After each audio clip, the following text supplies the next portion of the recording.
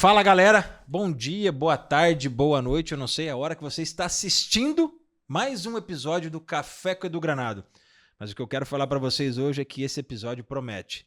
Eu tenho 2 horas, mas quem sabe aí o Ender me oferece mais umas 3 horas para a gente permanecer aqui o resto da tarde comentando sobre esse tema que me fascina muito. Eu estou aqui com a doutora Juliana Brum, que é psiquiatra, mas eu poderia aqui falar muito dela. E eu não gosto disso, vocês sabem. Eu vou passar para você, doutora. Ou Ju, se melhor for. Quem é a doutora Juliana Brum? Uau! Obrigada, Edu. Em primeiro lugar, agradeço muito o convite, essa oportunidade. Então, eu sou londrinense, pé vermelho, nasci aqui em Londrina, pelo sotaque, todo mundo vai perceber. E eu sou prata da casa mesmo. Fiz UEL, fiz medicina aqui, fiz psiquiatria aqui também e o meu mestrado. E, enfim, nessa minha trajetória, hoje eu estou fazendo meu doutorado aqui na UEL também. Legal. Então, eu adoro estudar, adoro pesquisa. E realmente essa característica, acho que vem norteando, assim, meus próximos projetos. Porque eu sempre fui uma médica de conversar muito com os pacientes, de querer explicar bem as coisas, por que o cérebro funciona assim, por que existe doença mental e tudo mais. Então, a partir disso, né, eu sempre queria que os pacientes estivessem lendo livros. Olha, lê tal livro super legal, você vai entender isso, aquilo e tudo mais. Eu fui entrando bastante nessa área da psiquiatria de saúde mental, que a gente chama de psicoeducação. Sim. Que é você dar essa ferramenta para os próprios pacientes, né? De entenderem o funcionamento do cérebro, entenderem o porquê que eles têm, talvez, algum quadro de ansiedade, depressão, alguma outra coisa assim. E o que mais pode ser feito, né? Então, a minha postura sempre foi de trabalharmos juntos, né? Entendi. Teve um paciente que falou para mim, doutor, eu sinto que você caminha junto comigo. E eu falei, nossa, ele definiu perfeitamente Aquilo que eu desejo, que eu quero né? mesmo fazer, sabe? Fiquei muito feliz, porque eu falei, se ele está descrevendo, porque eu acho que é o que eu faço, né? Uhum. Então, nessa perspectiva, dentro dos meus estudos, como o doutorado a gente acaba lendo, né? Muitos artigos, enfim, eu me deparei com esse conceito de capital cerebral, que é um termo bastante novo para a ciência e muito um conceito pós-pandemia, na verdade, de que as habilidades cerebrais já são, mas cada vez mais, né, o motor da sociedade dos países, né? Então, logo, vamos observar assim, o capital cerebral de um país como um PIB, por exemplo, como uma riqueza, né? Porque com a tecnologia, inteligência artificial e tudo mais, há muitas coisas que as máquinas fazem, computadores, mas tem características do cérebro humano que a inteligência artificial não consegue copiar. E é isso realmente que vai dar o diferencial das pessoas, né? Então, os países que investirem em cérebros, em capital cerebral, serão os mais ricos, né? Então, os pesquisadores dessa área, eles falam assim, o cérebro é o novo petróleo. Caramba, então, que legal. Exato. E que o investimento na saúde cerebral e nas habilidades cerebrais, tá? Então, o conceito de capital cerebral é esse. É saúde cerebral mais habilidades. Então, é eu dar a esse cérebro condições otimizadas de funcionamento ao longo da vida, né? Porque sabemos que a população está envelhecendo, né? E doenças atreladas aí à neurodegeneração, né? Como doença de Alzheimer e outras, estão ficando mais comuns, né? Então, a gente precisa tanto investir no nosso cérebro para garantir essa saúde ao longo da vida, mas também aprimorar as nossas habilidades cerebrais. E aí a gente pode falar de inúmeras, né? Eu quero te fazer uma pergunta. Eu tô até gente, escrevendo eu fui me apresentar, aqui. Já falei um monte de coisa. Não. Ótimo que você falou isso. Em tempo de IA, de inteligência artificial, você vem e me fala sobre investimento em capital cerebral. Uhum. Para as pessoas que provavelmente não são do nosso tempo, que são mais novas do que a gente, que devem estar colocando a mão na cabeça nesse exato momento e falar, para, doutor, oxe, com inteligência artificial eu vou investir em capital cerebral para quê se a inteligência artificial é mais rápida? Como furar essa bolha que a inteligência artificial está fazendo sobre nós?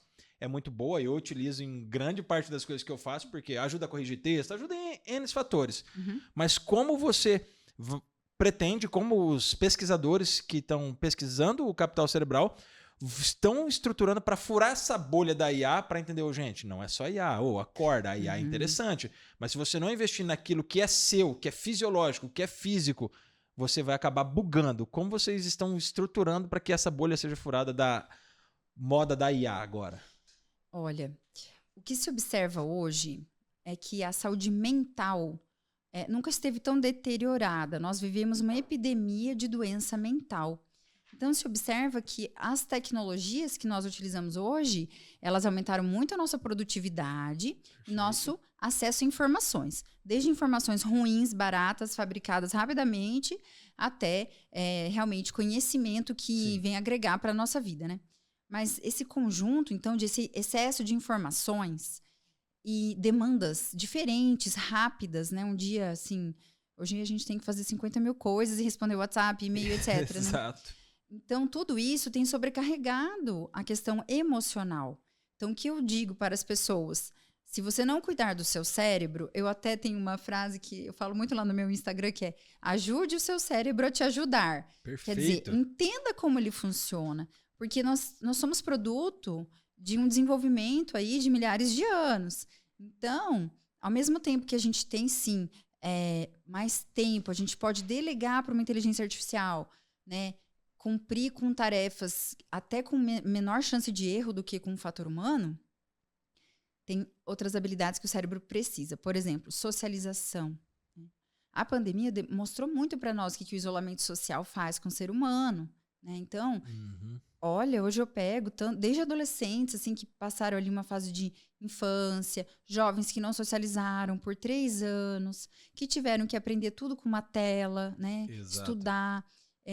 As pessoas que não conseguiram se reinventar economicamente porque suas atividades, né, ficaram paradas. A gente viu que a socialização, de fato, inclusive, ela é um fator protetor para desenvolvimento de demência e doença de Alzheimer, de tão importante que ela é, né? Então, você me disse sobre as pessoas que não conseguiram se reinventar financeiramente no momento da pandemia, né? No momento onde tudo parou. Você acredita, vou continuar perguntando sobre o capital cerebral, que a maioria daqueles que não se reinventaram foi porque em algum momento da vida eles negligenciaram esse capital tão importante? Foi porque em algum momento da vida eles deixaram de lado o investimento cerebral e passaram a investir somente em números, somente em empresas, somente em material e esqueceram que dentro de nós existe algo que precisa ser alimentado todos os dias? Acho que esse é um fator, eu diria que sim. Então, pessoas que tinham assim sua identidade muito determinada pela profissão, pelo sucesso, que os seus valores estavam muito atrelados àquela atividade, com certeza, o que eu faço agora, né? Mas também tem pessoas que naturalmente, tá, Edu? Elas têm habilidades, todos nós temos habilidades cerebrais diferentes. Então tem pessoas que são mais criativas, elas têm mais flexibilidade cognitiva. Então ela pensa, pô, isso aqui não tá dando certo, vou tentar de outro jeito. Vou ter que começar a vender por WhatsApp? Vai, né? Vou ter que inventar um Instagram para mostrar aqui, sei lá, né, as peças da minha loja e ver quem quer comprar, vai ter que fazer.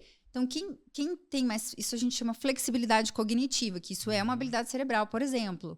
É você olhar aquele cenário, ele mudou, e o seu cérebro ter que recalcular, calma. Isso tem a ver com neuroplasticidade ou não? Tem muito a ver com neuroplasticidade, né? Que é aprender novos comportamentos, né? Fazer novas conexões neuronais, cerebrais e tal. Mas realmente tem pessoas que são mais criativas, né? Perfeito. Hoje mesmo eu estava conversando com um paciente, olha, gente, já vou falar. E foi tão legal, porque ele é engenheiro civil. Mas ele falou, doutora, eu não trabalho com engenharia civil. Ele trabalha em outra área de engenharia, mas ele falou, veja o nome, primeiro é engenheiro. O engenheiro resolve problemas. O engenheiro vê uma situação e ele tem que entender como que ele vai resolver isso. Depois vem o civil, né?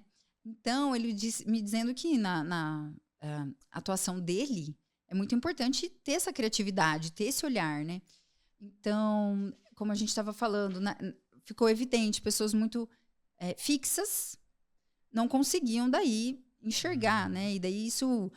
A questão emocional também, vou te falar, tá? O autocontrole, ele é uma habilidade cerebral muito importante. Eu tô falando de autocontrole porque eu tô vendo o teu livro aí, Nação Dopamina, e a doutora Ana, né, a autora, ela fala muito disso, óbvio, porque o autocontrole também. Então, pessoas que estão muito expostas a redes sociais, a ter acesso a tudo muito rápido, a gente não treina muito o cérebro para ter autocontrole. Porque tudo, assim, eu recebo aquela dopamina o tempo inteiro e, né, eu falo, nossa, o Google em 0,01 segundos tá lá te respondendo as coisas, né? Inteligência artificial O é mais chat rápido GPT ainda, e tudo mais.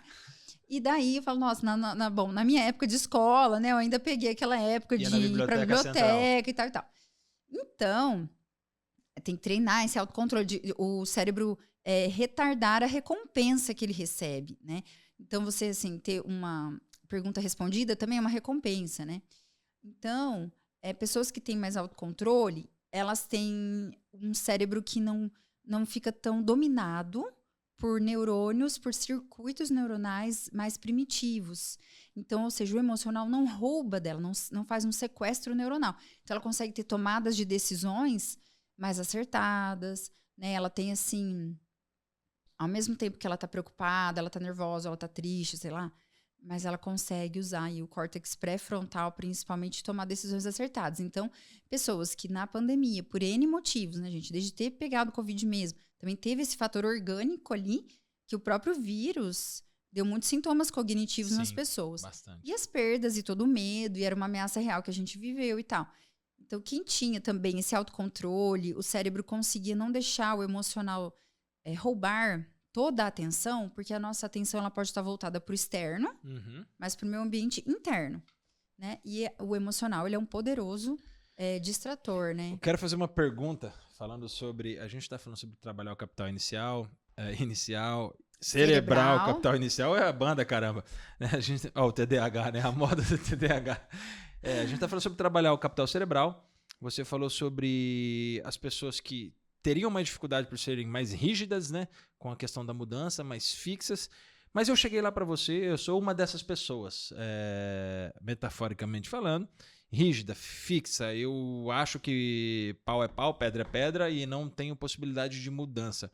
Como que você, Ju, enquanto médica psiquiátrica, que trabalha capital cerebral, faz com que eu, de alguma maneira, possa entender que minha rigidez ela é importante em alguns momentos, mas que nesse momento eu preciso ser mais flexível a uma mudança para que eu não entre numa depressão.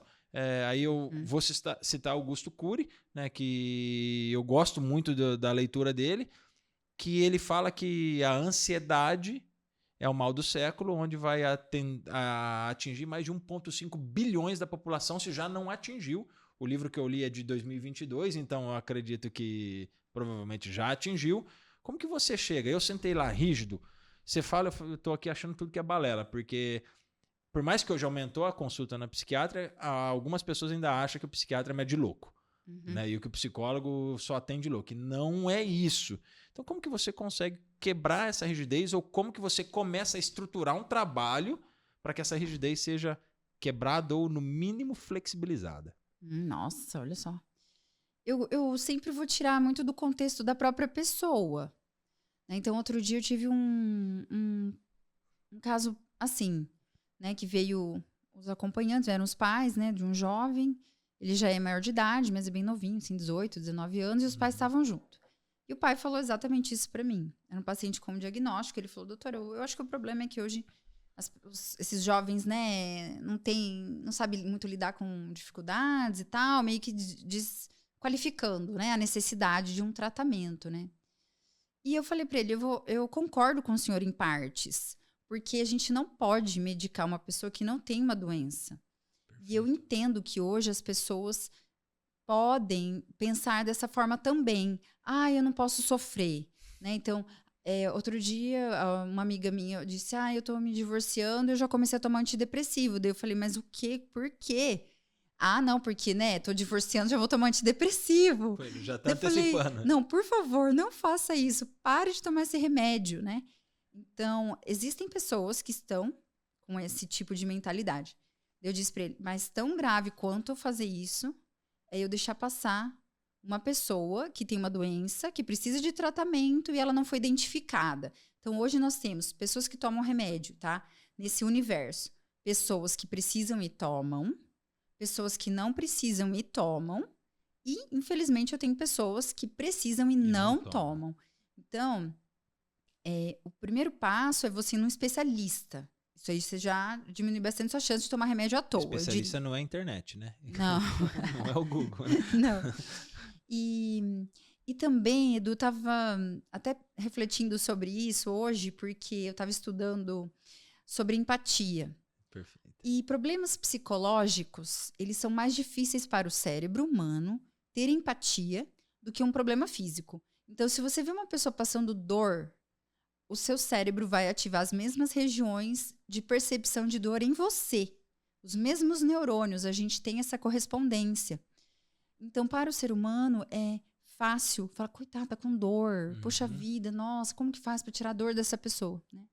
Até a doutora Ana fala muito até da própria, né, até dificuldade no uso de medicações para dor e tal, Sim. que nos Estados Unidos está, né, uma grande epidemia.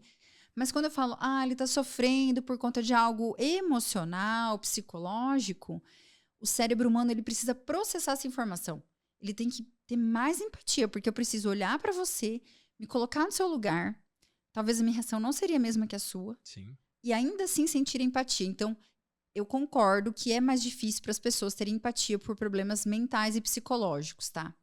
E também lembrar que a psiquiatria como ciência médica demorou para se desenvolver porque o cérebro humano é muito complexo. Então, nós não tínhamos tecnologia, conhecimento suficiente para entender o cérebro. Uhum. Então, de fato, a psiquiatria ela é uma especialidade médica que ela ficou por muito tempo sem ter muito o que fazer. Então, se internava as pessoas em hospitais porque não tinham o que fazer.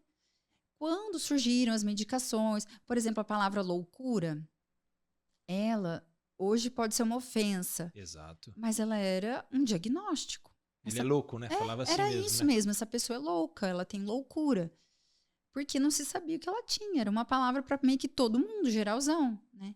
Então isso hoje ainda tem resquícios, né, desse preconceito, de pessoas que ficavam enclausuradas mesmo em hospitais, porque não tinham o que fazer. Então, a gente está sempre tentando trabalhar justamente a psicoeducação, como eu falei, Sim. né? Só que não adianta, eu sempre consigo pegar a pessoa em algum lugar, entende? Porque assim, Ela se amarra, né?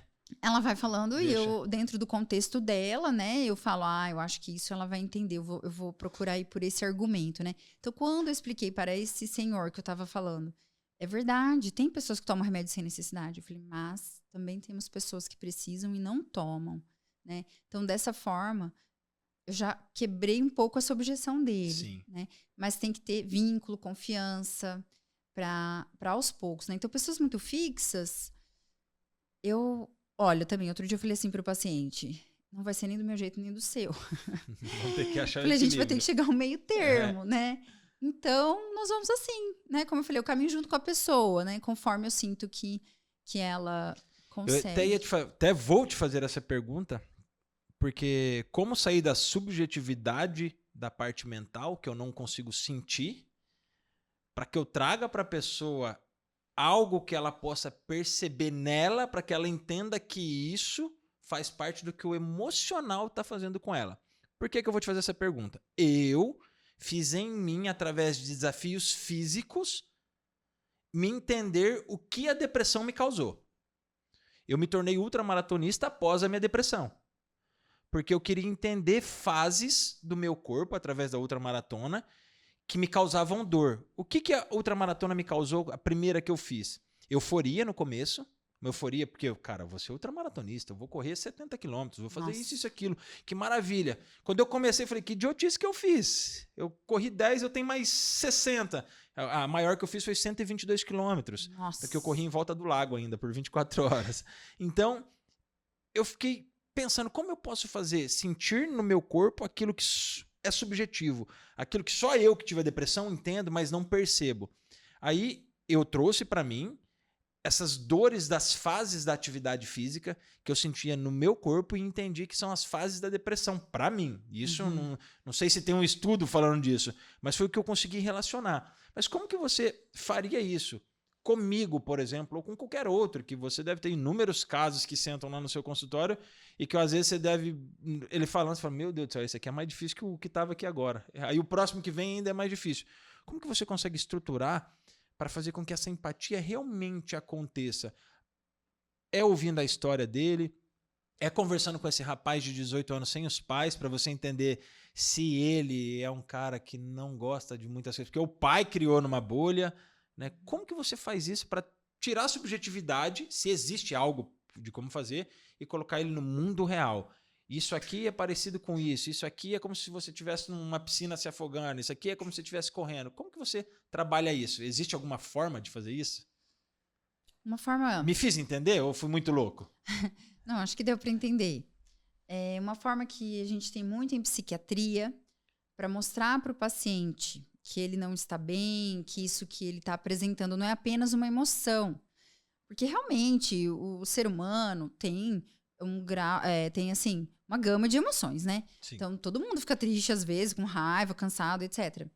Mas para nós, o prejuízo no funcionamento da pessoa é um grande marcador. Então isso, acho que as pessoas têm que entender, sabe? Quando aquela emoção, ela vai dominando a sua vida, aquele sentimento, aqueles pensamentos, e aquilo vai se generalizando. Então não é mais só... É difícil de trabalhar, eu já não quero levantar do sofá, tem dia que eu não tomo banho. Então, pensando que depressão que você falou, né? A depressão. Então, eu começo a perguntar isso para a pessoa. Mas se você está no social, por exemplo, você vê seus amigos? Ah, não, eu não falo com ninguém, eu desmarco compromissos. Então, a gente vai pontuando e muito comparando com como ela era antes, né? Então, às vezes, uma pessoa que era extremamente produtiva, criativa e tudo mais... Hoje ela cumpre com só as obrigações e nada mais, né? Então, o grau de prejuízo funcional é um marcador bastante importante para nós, né? Como eu falei, em quais momentos isso é presente, com qual frequência isso está presente. E daí é uma forma de eu mostrar para a pessoa, né? Então, teve uma vez uma paciente que eu falei para ela, as pessoas não pensam assim. Ela falou, como não, doutor? Ela pensava assim, se tal coisa der errado, eu prefiro morrer. E eu disse, não, quase ninguém pensa isso na vida. E ela achava que todo mundo pensava, porque ela não tinha parâmetro. Ela tinha aquilo com ela, daí eu falei, não, se a gente parar várias pessoas na rua, elas vão falar que nunca tiveram esse tipo de pensamento, isso é um sintoma. Né? Realmente, como o cérebro, ele é o órgão da nossa consciência, as pessoas têm, às vezes, uma noção de que eu tenho controle sobre ele, total. Porque se eu tenho consciência, é porque eu tenho controle. Isso não é verdade, né? Então, a gente precisa também ir mostrando para o paciente dessa forma, né? Então, acho que são vários jeitinhos aí que a gente tem. A doutora vai falando assim, Ju, você vai falando, eu vou ficando maluco. Porque é algo que eu gosto. Até vale ressaltar que o ano passado eu até pensei em parar minha vida para estudar para o vestibular de medicina, para fazer psiquiatria. Mas como minha vida ainda está muito louca, eu não tenho esse tempo de parar a vida durante um ano e meio para estudar para o vestibular e concorrer com a molecada aí de 17 anos que está vindo estudando só isso. E eu gosto muito disso. Mas como que é a pergunta? Como que eu posso fazer para tentar ser claro? Ela teve esse pensamento de que eu prefiro morrer. Como a pessoa entender que isso é um sintoma? Como tirar ela desse... Porque eu tive na minha depressão um pensamento suicida. Mas eu não deixei de tomar banho, eu continuei praticando as minhas atividades. O pensamento suicida foi aonde eu acordei. Falei, opa, eu tô ruim. O resto que acontecia eu não entendia. Mas como você fazer a pessoa entender isso? Falou, opa, peraí. É por esse caminho, não é esse caminho. Como ir construindo uma nova rota para uma pessoa, vou usar a palavra do Augusto Cury, que vive num cárcere mental. Como você ir quebrando cada grade, cortando cada grade, ou quebrando o cadeado desse cárcere, para que ela possa entender que existe luz no fim do túnel, ou que existe muito mais do que aquilo que ela vê no mundo dela, que ela pode voltar para o mundo da onde ela vinha antes do momento depressivo. Nossa, deixa eu pensar aqui, porque a maioria dos meus pacientes já vem motivado. Eu acho que para ir no psiquiatra, acho que já tem que ter um pontinho de motivação, né? Com certeza, a grande maioria. E eu vou ser bem sincera com você, tem momentos que eu vou trabalhar com a queixa do paciente. Entendi. Vou ser bem sincera. Edu, aqui a gente vai entrar em um assunto chamado conexão mesmo. Sim. Se eu não me conectar com essa pessoa, não vai ter muito que eu fale que ela vai aceitar. Então, se eu tenho um paciente que está extremamente depressivo, mas ele não aceita tratamento, ou ele acha que, vai ser assim mesmo, sabe? Assim, se for para eu partir desse mundo, eu vou, mas eu não quero me tratar. Aham. Então, eu vou conversar com ele assim, mas em que eu posso te ajudar? Então, às vezes, ele vai falar para mim assim, eu gostaria de dormir melhor. Isso me incomoda. Daí eu vou falar com ele, então a gente vai focar no seu sono. Eu gostaria de dormir melhor. Então eu falo, vamos focar no seu sono. Ou se ele fala, eu ganhei muito peso, né? Porque, bom, todo mundo tem essa dificuldade, assim, e também porque uma pessoa que tá muito parada, ou que não tem aquele cuidado na alimentação, tudo mais, ela acaba engordando, né? Então Sim. é bem comum essa queixa, né? Na depressão. Então eu vou falar, então eu vou te ajudar, vamos tentar emagrecer? Vamos comer melhor? Vamos num nutricionista? E daí, Isso dá caminhos. a partir do momento que a gente fizer vínculo, eu me conecto com essa pessoa, daí eu consigo ter essa abertura, tá? Então, assim, não tem uma resposta, eu acho. Não existe São uma casos receita de bolo. Não. Uhum. E daí, por exemplo, eu posso aplicar um teste nele. Isso a gente faz. Então, a gente tem testes padronizados para a depressão e tem uma pontuação, tá? Então, vem lá. Nas últimas 2 semanas, com que frequência você se sentiu triste, sem esperança? Daí vem nunca, às vezes, ou às vezes vem como números, né? Assim, de 0 a 10 e tal. Uhum. E daí, quando eu tenho o score, eu consigo mostrar para essa pessoa. Falar, o teu score é de um paciente com uma depressão moderada, uma depressão grave. Então, tem pessoas que elas precisam também disso, de visualizar, de fazer algo, como você falou, mais objetivo. Então, não adianta só eu falar, tipo, doutora, isso é sua opinião. Né? Então, eu já escutei de tudo. Você fala isso porque você trabalha com isso, você quer ganhar dinheiro, né, e tal. Também quero ganhar dinheiro. Né? Mas eu falo, não, eu posso ficar aqui só com quem quer vir, que eu vou ganhar bastante dinheiro, não tem problema. Só que, como eu falei, eu preciso examinar o contexto, o que para essa pessoa faz sentido, né? E daí, se ela vê que, nossa, essa médica me ajudou com o meu sono, então eu confio mais um pouco nela. Eu acho que eu posso escutar o que ela tem para dizer, que parece que ela entende. Né? Entendi. Eu vou fazer 2 perguntas agora. Uma relacionada ao que eu vivi quando eu procurei psiquiatra. Ele não conversou comigo, ele só perguntou o que eu estava sentindo e me deu remédio. Essa visão sua da psiquiatria, desculpa a indiscrição, qual a sua idade? Eu tenho 39 anos. Eu tenho 37, estamos perto, né? Essa visão de uma troca, posso estar errado, me corrige, por isso que a doutora está aqui, parecido com o que o psicólogo faz. Porque antes, qual que era a minha visão de psiquiatra lá atrás? Que o psiquiatra é quem me dá remédio, o psicólogo é quem trabalha o meu capital mental. Né? Isso já era para ser como você trabalha, ou começou a ser mudado com a tua geração, a geração, vamos dizer, mais nova de psiquiatras, que entre 30 e 40 anos, a geração mais nova que entendeu a importância do capital mental.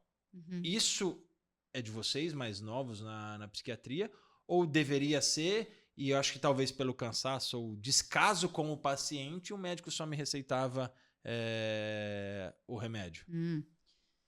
Eu entendo que sempre foi preconizado dentro da psiquiatria, né, da saúde mental, que você preste muita atenção no paciente, no indivíduo, tá? Então, esse atendimento que você teve, que infelizmente, eu vou ser bem sincera, eu já fui também atendida por psiquiatra. Quando eu estava na faculdade, minha psicóloga me achou muito ansiosa e tal, e foi basicamente isso aí. Eu peguei uma consulta lá no convênio e tal, sem indicação de ninguém, e a médica me atendeu super rápido e eu nunca mais voltei. Foi um dos motivos pelos quais eu quis também fazer psiquiatria, né? Porque eu tive aquela experiência e aquilo me marcou, né? Eu falei, meu Deus, como pode, né? Num momento difícil, a gente precisa, às vezes, muitas vezes não, sempre, né? De um acolhimento e sente, assim, esse gelo, né? Então, na verdade, isso... Porque imagine, se um psiquiatra mais antigo tinha menos recurso tecnológico para avaliar um paciente que eu tenho hoje, não tinha nenhuma ressonância. O que ele tinha? Ele tinha o relato, a conversa. Então, não tem como. Isso, infelizmente, não é uma prática ensinada em momento algum, né? Porque a psiquiatria, ela andou muito, por exemplo, com a psicanálise por várias décadas. Sim. Né? A psiquiatria, ela sempre faz um movimento assim. Ela vai para a biologia, às vezes ela vai mais para a psicologia, ela vai para a biologia, dependendo de como é o momento do mundo, né? Então, depois que... Então, eu fui treinada numa época que a psiquiatria estava extremamente biológica, se voltando para o cérebro. E nesse movimento, a neuroimagem veio, né? Então, exames de ressonância funcional, o que acende no cérebro, olha, né?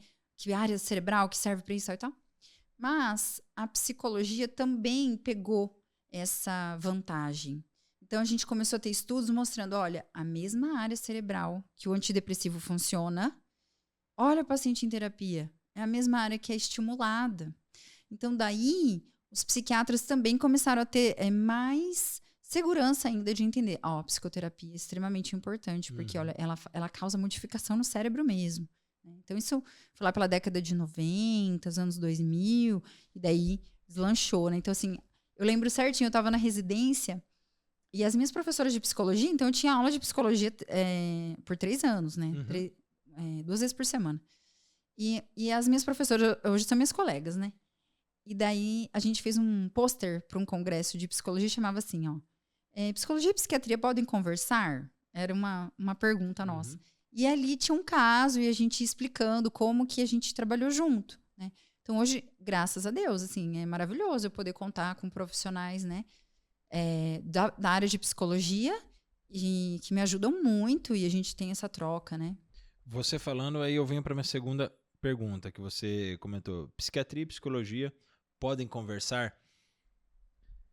Numa dos momentos você falou de uma integração. Então, você acredita que quando chega o seu paciente e você encontra meios, quem sabe você procurar uma nutricionista, quem sabe você procurar fulano, você acredita que para que o seu trabalho de psiquiatra, quando eu sentar lá na tua mesa, conversar contigo, fazer todos os diagnósticos, você fala, pô, tem um TDAH bravo aqui, tem não sei o que aqui, tem não sei o que, você me indicar outros profissionais, sejam colegas seus ou aqueles que eu possa vir a procurar, faz com que o seu trabalho dê mais resultado, para que você tenha um trabalho integrado mesmo entre todos os profissionais que tratam, pensando que entre 90% dos remédios utilizados para antidepressivo tem serotonina, né?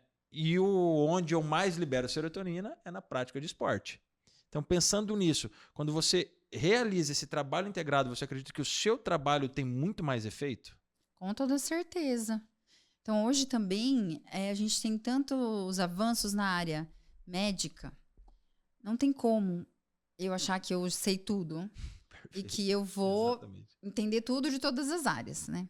Isso não existe. Então, eu preciso de profissionais. Então, quando você fala assim, um nutricionista, eu preciso ter uma nutricionista que me ajude a, tanto, de repente, o paciente que precisa ganhar peso, que tem um transtorno alimentar, ou um paciente que, ao contrário, tem uma síndrome metabólica, obesidade, a gente precisa tratar isso, né?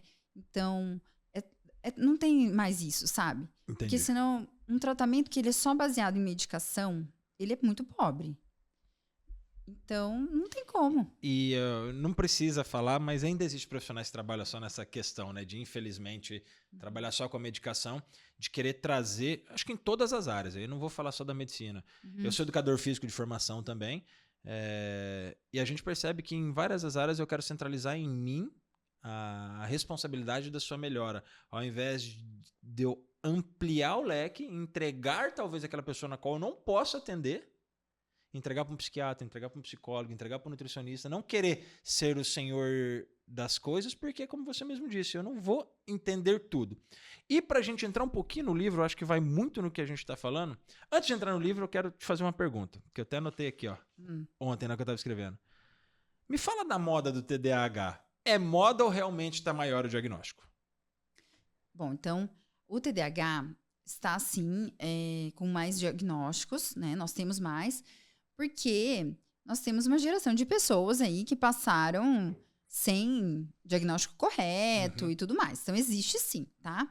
E, principalmente, pessoas que têm uma inteligência até acima da média.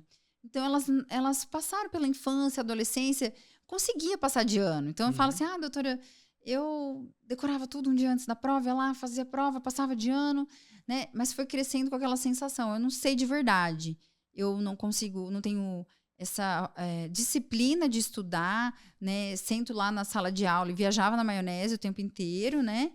Mas... eu me vendo. Tá se identificando. Me vendo. E daí, hoje, às vezes fala, vendo meu filho, vendo na internet, tá? Eu gostaria de saber. E daí, para esses casos, a gente precisa fazer o teste neuropsicológico, Sim. que fala, né? Que são testes, assim, bem sérios, que vão avaliar todas as habilidades desse cérebro, tá? Pra gente saber se essa pessoa realmente é uma pessoa que tem TDAH. Então, eu tenho pacientes, por exemplo, empresários, pessoas que, como eu falei, são mais criativas e inovadoras. Porque o TDAH, ele tem um tipo de atenção que ele pensa em um monte de coisa ao mesmo tempo. Então, às vezes é bom, porque ele enxerga coisas que ninguém vê. Uhum. Mas ele não consegue executar. Quando ele precisa daquela atenção concentrada, daí ele tem dificuldade. Porque o tipo de atenção para o criativo é a mente divagante. É uma mente que pensa várias coisas e tal. São pessoas assim. Ou quando você quer ter um insight, uma mudança, entende? Mas depois que você tem essa visão, a execução dela vai solicitar uma atenção concentrada. E é aí que o TDAH muitas vezes patina.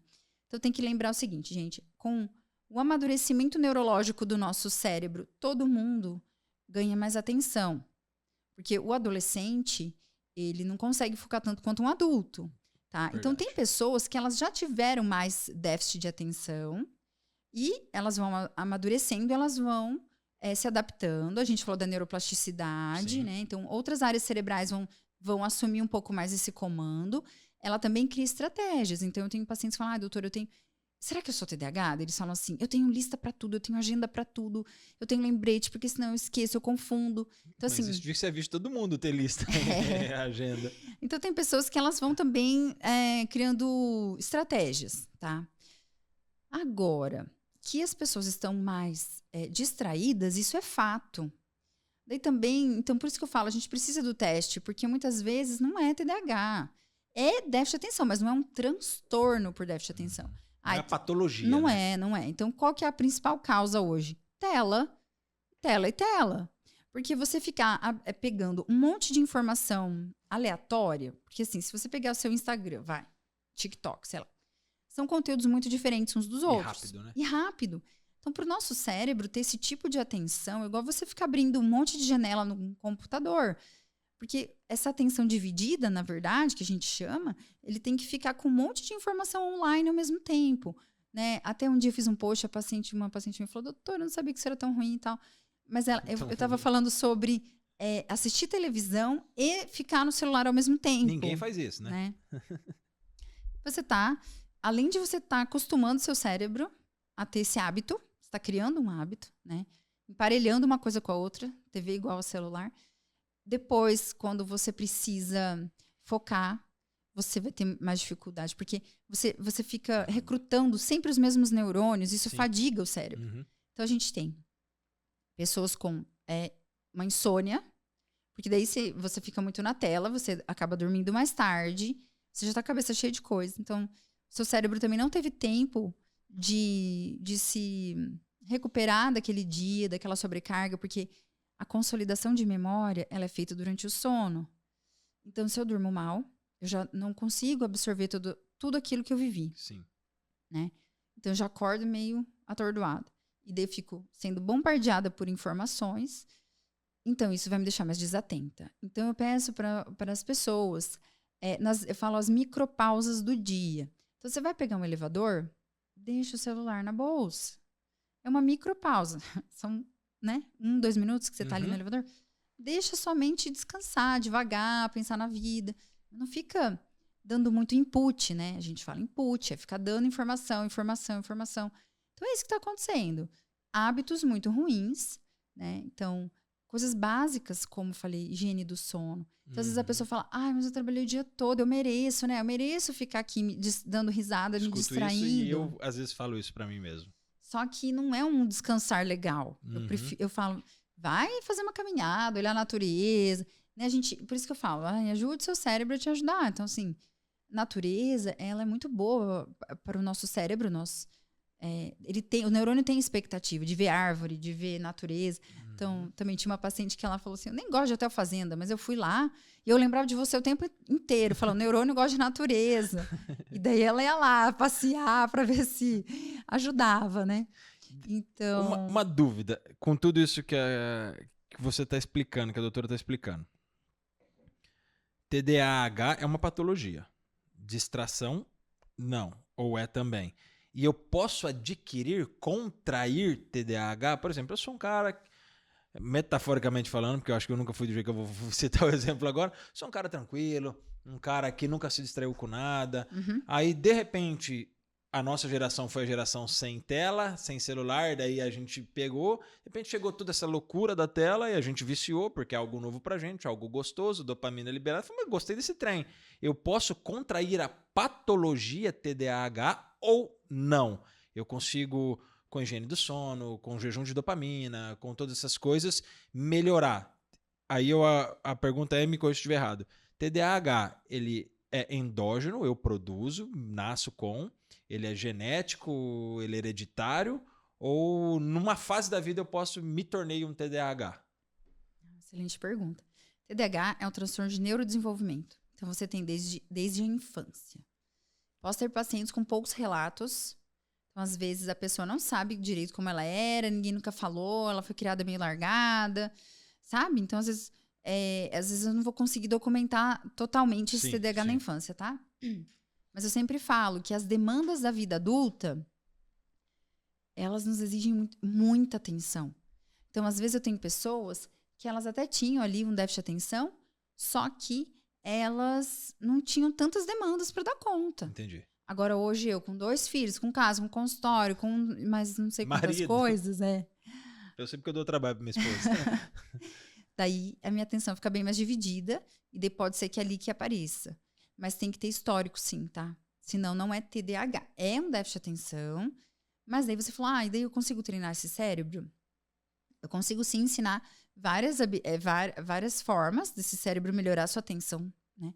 A gente fala leitura, é uma forma bem legal, porque o cérebro, na leitura, ele precisa manter várias informações online para ele ir construindo um raciocínio.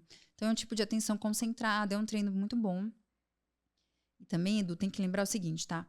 Existe algo chamado reserva cerebral. Sim. Então, nós nascemos com muito mais neurônios do que nós usamos e gastamos, certo?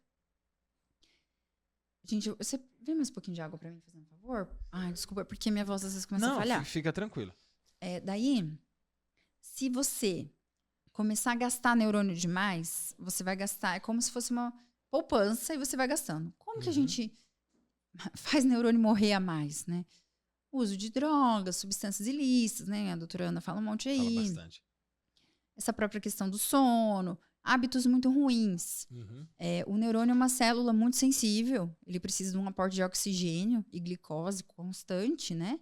A gente sabe, o cérebro é um dos órgãos que mais recebe sangue, né? E daí, se a gente começar a ficar com colesterol alto, glicemia alterada, a gente faz microlesões vasculares. Então, esse cérebro, ele vai começar a ter menos neurônio para poder trabalhar, tá? Sim. Então, isso pode, sim, gerar um déficit de atenção a longo prazo adquirido. Por exemplo, depressões muito graves não tratadas são neurotóxicas. Outros transtornos psiquiátricos, que eu nem vou falar aqui, né, mais graves. Então, existem, sim, situações que a gente perde muito neurônio. Depois isso vai fazer falta. E mesmo o déficit de atenção, que não é o TDAH, ele é tratado também com remédio, com medicação? É necessário usar uma medicação ou de outras formas a gente consegue tratar ele? Por que eu faço essa pergunta? Como está na moda e é muito falado, eu vou fazer uma consulta aqui, viu, gente? O podcast servindo de consulta. Muitas pessoas, algumas pessoas da minha família falam, com certeza você tem TDAH, com certeza você é. Você era uma criança muito agitada, porque eu sempre fui muito ativo, segundo o que minha mãe fala. E hoje vejo a minha filha muito ativa, minha filha vai fazer 1 ano e 7 meses agora. Muito ativo, brincar, derrubar tijolo na cabeça, enfim, fazer bagunça, eu era bagunceira. Então, e a minha mãe fala, na época não, né, não tinha tanto, há 37 anos atrás não tinha tantos estudos para diagnosticar um TDAH, não é assim mesmo, criança sem limite, é só dar uns tapas que resolve. E hoje eu percebo que eu tenho alguns déficits de atenção, que algumas pessoas não, é TDAH, algumas pessoas que dizem ter TDAH já falam que eu tenho. Só que eu percebo que em alguns momentos eu consigo me concentrar. Em 2021 foi a época que eu mais li. Eu li 36 livros em um ano. Uau. Não serviu de nada.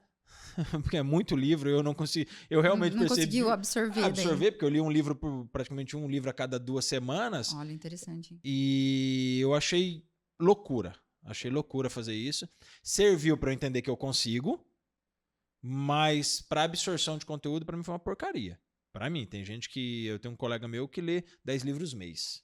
Nossa. E absorve. Eu sentei para conversar com ele, ele consegue citar cada parte do livro. Eu falo, eu queria ser assim, mas não é meu caso. E eu escrevo muito. Hoje eu tenho, acredito que aproximadamente uns 400 textos escritos. Eu gosto de escrever, sempre gostei. Durante um tempo da vida deixei isso parado, voltei a escrever na minha depressão. Uhum. Como a escrita terapêutica. Comecei a escrever, falar da vida, falar sobre espiritualidade, comecei a me aproximar muito mais de Deus naquela fase. Já sempre fui criado dentro da igreja, mas comecei a me aproximar e comecei a escrever muito. Então, às vezes eu fico, será que eu sou o mesmo ou simplesmente é um déficit de atenção que pode ter sido piorado por causa da profissão que eu tenho também, de não dormir direito. Eu até comentei ontem com um amigo, nos últimos 7 dias, se eu dormir 15 horas, foi muito. Nossa, olha só. Com filho pequeno, com loucura de casa e plantão e dobrando serviço, tudo, se eu dormir 15 horas foi muito. Então eu tenho percebido nesses últimos dias um cansaço exacerbado. Que às vezes eu paro para conversar, e até vale o relato aqui, ó. A doutora falando, eu tô escrevendo tudo, porque algumas coisas estão fazendo assim, ó. Tá indo e voltando. Então, isso pode ser um TDAH ou realmente pode estar acontecendo pela rotina que eu venho vivendo há 12 anos como bombeiro militar.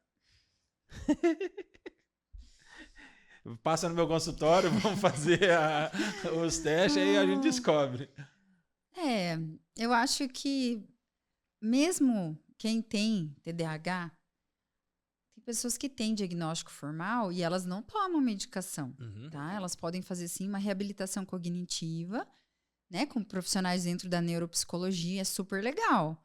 Então, tem pacientes meus que não se adaptam à medicação, tem pacientes que fazem tudo, né? Psicoterapia bem voltada para o TDAH e uso de medicamento. E aqui vale aquela regra que eu te falei. Está te prejudicando? Hoje, muito. Muito. A falta de sono, principalmente. Tá. Mas eu digo assim, quando você dorme bem, por exemplo, né? Vamos tentar lembrar nas férias, não sei. Sim. Se você... Com filho de 1 ano e 7 meses, faz tempo que eu não durmo bem. Alguns anos atrás. Então, a gente tem que ver se houve essa piora, né? Entende? Porque, assim, pelo que você relata, há uma chance de ter. Mas se você trabalha normalmente, se você rende, se você está dando conta das suas coisas, eu não vejo por que a gente ficar buscando diagnóstico, tá? Perfeito. Agora, se é algo que realmente está atrapalhando, né? O paciente outro dia falou, eu fui dar ré no carro e o portão estava fechado. Não, isso não tô nesse nível. Assim, daí a gente tem que tratar um TDAH desse, porque, né, causa acidentes, né? E o trânsito é dos pontos fracos no TDAH, viu? Faz muito, assim, acidente por falta de atenção, né? Então, daí é um caso diferente, né? Então, eu acho que é isso. Se as pessoas têm te dado muito esse feedback, por que não investigar, né? Tudo bem. Eu acho muito, assim, a achologia minha. Eu viciei aí agora eu vou entrar aqui na ação do... Eu viciei na tela de forma absurda. De forma absurda. Eu luto muito para não estar com o celular na minha mão. Até a conversa dos últimos dias com a minha esposa é para que ela me controle, né? Viu eu pegando em um momento que não tem necessidade? Porque o que aconteceu? Falo por mim. Em algum momento, por trabalhar com internet, eu usei a desculpa de que eu preciso estar com o celular na mão. E uso para postagens. Hoje, às vezes você não está com o computador, eu vou escrever texto, eu estou escrevendo aqui no celular. E aí eu uso quase sempre essa desculpa. Não, mas eu estou trabalhando. E eu não percebo, talvez por essa descarga de dopamina absurda o tempo todo, eu não percebo que às vezes eu estou vendo vídeo de 1 minuto no Instagram e não estou fazendo aquilo para que eu peguei o celular para fazer. Já percebi vezes de eu pegar para ver a hora, colocar no bolso e falar, mas que hora que é? Olha... Né? Isso é um relato que eu já conversei com a minha esposa isso, ela vai adorar ouvir eu confessando isso aqui, né? Vai ficar salvo lá no YouTube. Isso, eu tô ferrado pro resto da vida, agora eu vou usar como prova. Mas eu percebo que, porque eu não me percebia tão distraído quando era moleque, quando era mais jovem. Eu percebo depois que eu comecei a utilizar a internet como trabalho. Uhum. Aí eu percebi que eu fiquei mais distraído. Talvez porque a internet é o meu local de trabalho também e eu preciso dela. E vale ressaltar que nos momentos nos quais nós estamos de plantão no quartel, que a gente tem alguns momentos parado, o celular está na mão. Então eu acho que nesse momento, onde é o nosso momento, aspas, de folga dentro do quartel, eu acho que é onde eu mais me contamino. Então por isso que eu fico muito nessa dúvida. Ou é o TDAH, eu acredito muito que é a dopamina rápida. Na minha cabeça, que eu acabo me distraindo e quero pôr a culpa num transtorno. Isso existe muito? Isso também, como eu falei, né? Tem acontecido sim com frequência. Então a gente tem que ter cuidado, porque tudo que dá dopamina rápida, como a questão do digital, todos nós temos um limiar, né? Então a gente pode sim se tornar dependente disso, acostumar. E eu recomendaria que você tivesse horários já programados para ter acesso ao celular como trabalho e criar, assim, deixar o celular assim, bem longe, desligar mesmo, entende? Não vai vir naturalmente. É algo que você vai ter que fazer ativamente. Uma das coisas que eu falei é comprar um despertador, não ter o celular como sim, despertador. Sim. Então, assim, a gente precisa entender que quem faz jogos, quem desenvolve muitos aplicativos, etc., são pessoas que estudam muito mais o nosso cérebro do que a gente mesmo, né? Então, a gente acaba sendo refém, né, de essas, como diria, armadilhas mesmo, que para o nosso cérebro a gente não percebe que é induzido, tá? Então, fica aí, Eu né? vou fazer uma pergunta sobre dopamina e já quero entrar no seu projeto. Tá. Que é o Clube do Livro. Trouxe até o Nação Dopamina, porque quando eu fui te stalkear lá, que a gente estava conversando para que você viesse fazer a participação, eu vi que você estava fazendo um estudo sobre o livro Nação Dopamina, que eu fui ler ele por causa do Wesley Delanogari, não sei se você acompanha ele, neurocientista, psicólogo, cheio de tatuagem, molecão novo, Sim. que tem um reservatório de dopamina. Já vi muitas coisas dele. Que ele é o cara que, como eu disse, da psiquiatria, é o cara que me faz querer estudar psicologia, que está mais próximo do que a medicina. Acredito que é mais simples eu entrar hoje numa psicologia do que entrar numa medicina, seja público ou privado, porque a psicologia custa menos de 1/3 do valor de uma medicina particular. Mas quando eu vi aquilo, eu falei, caramba, ela leu o livro que eu li, foi o livro onde me fascinou a dopamina. Qual é a influência da dopamina na nossa vida? Eu vejo muito Wesley e um outro cara que já fez parceria com ele, que é um psicólogo neurocientista também cabeludo, que é Petri, alguma coisa assim, que eles falam que a dopamina é o hormônio da motivação e que é através dessa motivação que você cria disciplina. O que tem a ver a dopamina em toda a nossa vida? Vou generalizar assim já de uma vez, para não ir específico em cada coisa. O que tem a ver a dopamina na nossa vida? Então, esse circuito de dopamina específico que eles se referem, né? A motivação, a busca de prazer e a atenção. Então, acho que esses são os principais efeitos do neurotransmissor. Então, o que é um neurotransmissor, né? É uma substância que os neurônios utilizam para se comunicar entre eles, tá? Não chega a ser um hormônio, porque não cai na nossa corrente sanguínea, né? Mas ele é uma substância que eles conversam. Então, a dopamina, realmente, é ela que nos dá esse drive, essa energia, essa antecipação de recompensa. Então, eles falam muito isso, os neurocientistas, né? Que a dopamina ela tem esse poder. Então, ela já te dá prazer em pensar. Nossa, que delícia, eu vou sair de férias. Exato. Já te motiva a trabalhar o mês inteiro, né? Trabalhar o melhor mês do ano, trabalhado. Então, essa antecipação de recompensa ela é extremamente poderosa. A dopamina faz isso, tá? E realmente focar, né? A atenção, então, também ela faz isso, nos dá motivação. E ela é boa, porque a gente fala tanto de dopamina, parece que ela é um mal, né? Uma coisa ruim, né? Dopamina é super necessária, importante. Até a capa do livro é bem colorida. E a dopamina, ela deixa a nossa vida mais colorida mesmo. Né? O que a gente tem que cuidar é quando a gente tem comportamentos que tem uma liberação de dopamina muito mais alta do que a fisiológica. Então, comportamentos que têm uma liberação de dopamina fisiológica, eles nos motivam, né? Excelente. Poxa, imagina se terminar... Bom, terminar uma ultramaratona, não vou nem falar, porque deve ser um nível muito maior do que a gente espera. Mas eu mesma, só né? quer descansar.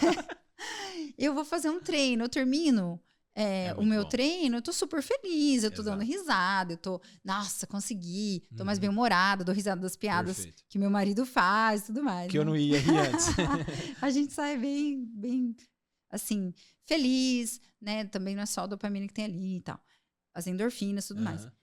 Mas é todo, como eu falei pra você, é um objetivo alcançado vai liberar dopamina. Então, o seu podcast libera dopamina. Toda vez que eu venho pra cá, eu venho empolgadíssimo. Então, você sai, né? Você sente. Isso é legal. O que a gente não pode ficar refém, ela fala da dopamina rápida, que é muito essa dopamina relacionada a açúcar, ou álcool, outras substâncias, né? Todas que ela dá exemplos aí. E comportamentos também. Porque a questão sexual, por exemplo, né? Que é algo que naturalmente, para nossa espécie, ela é recompensadora, né? Mas que hoje, com o digital, existe aí isso rapidamente se torna um vício. Você falou sobre a questão sexual, tem até um capítulo, né? Nossas máquinas masturbatórias, que ela fala no começo do livro, que é o cara que criou a máquina lá, enfim, quer saber o que é, vai ler o livro. Vai ler, que é bem interessante. E hoje, dentro do consultório, aí nós vamos entrar na questão do Clube do Livro também. É mais dopamina comportamental ou fisiológica? Física, que eu consumo assim, chocolate, açúcar. A comportamental hoje tá igual, tá maior ou ainda tá menor?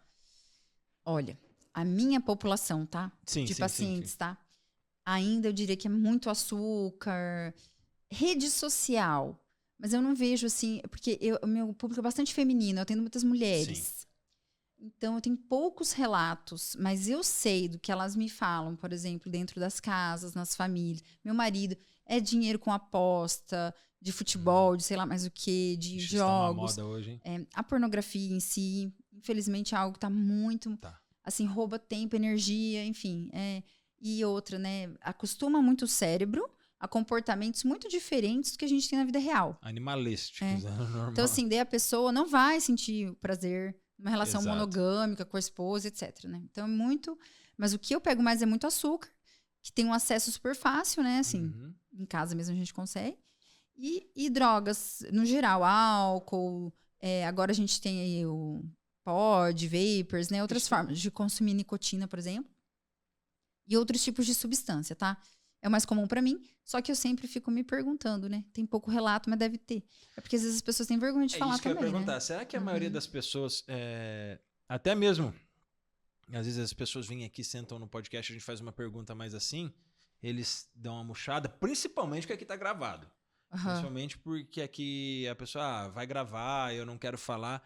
E eu percebo, quando eu cheguei com a minha psicóloga, principalmente, ela falou, quero te explicar como funciona uma terapia, você nunca veio. Eu falei pra ela, pode ficar cegada, o que você quer saber?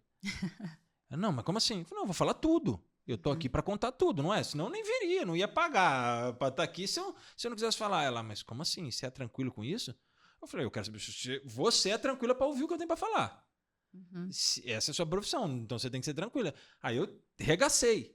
Porque quando eu busquei sabendo um acordo junto com minha esposa, né, que eu precisava buscar, por N fatores que aconteceu, eu cheguei pra falar tudo. Eu quero tratamento, eu queria melhorar.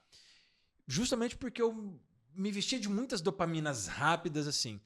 Mas no livro ela fala de um tema bem legal, e é interessante que você estudou o livro por causa do seu Clube do Livro, e aí depois que você me responder, já fala do Clube do Livro, fala dos seus projetos. Como eu adiar a recompensa, que é o que ela fala. Que nós queremos muitas recompensas rápidas, mas no livro ela trata sobre o adiar recompensa, sobre eu entender que um negócio, um processo doloroso hoje, me trará algo muito melhor lá. Como eu fazer o meu cérebro entender que lá eu vou ter dopamina e não vou ter a dopamina agora? Bom, então nós falamos de algumas estratégias, né? Então ela fala da honestidade radical, né? Você falar a verdade, compartilhar com pessoas que você confia. E você ter ações comprometidas. Assim, eu me comprometo. Você falou do celular, eu disse. Uhum. Coloca um horário, desliga, deixa em tal lugar, dá na mão da tua mulher. Tó, já Ela não me devolve nunca mais. Então, são ações comprometidas. É assim, ó. É usar o seu córtex pré-frontal, tá? Essa parte aqui. Uhum. Enquanto ele ainda tá dominando o território. Sim. Então, você vai tomar uma decisão naquele momento. Então, por exemplo, eu quero parar de fumar. Então, o teu córtex pré-frontal fala, joga tudo fora. Sim.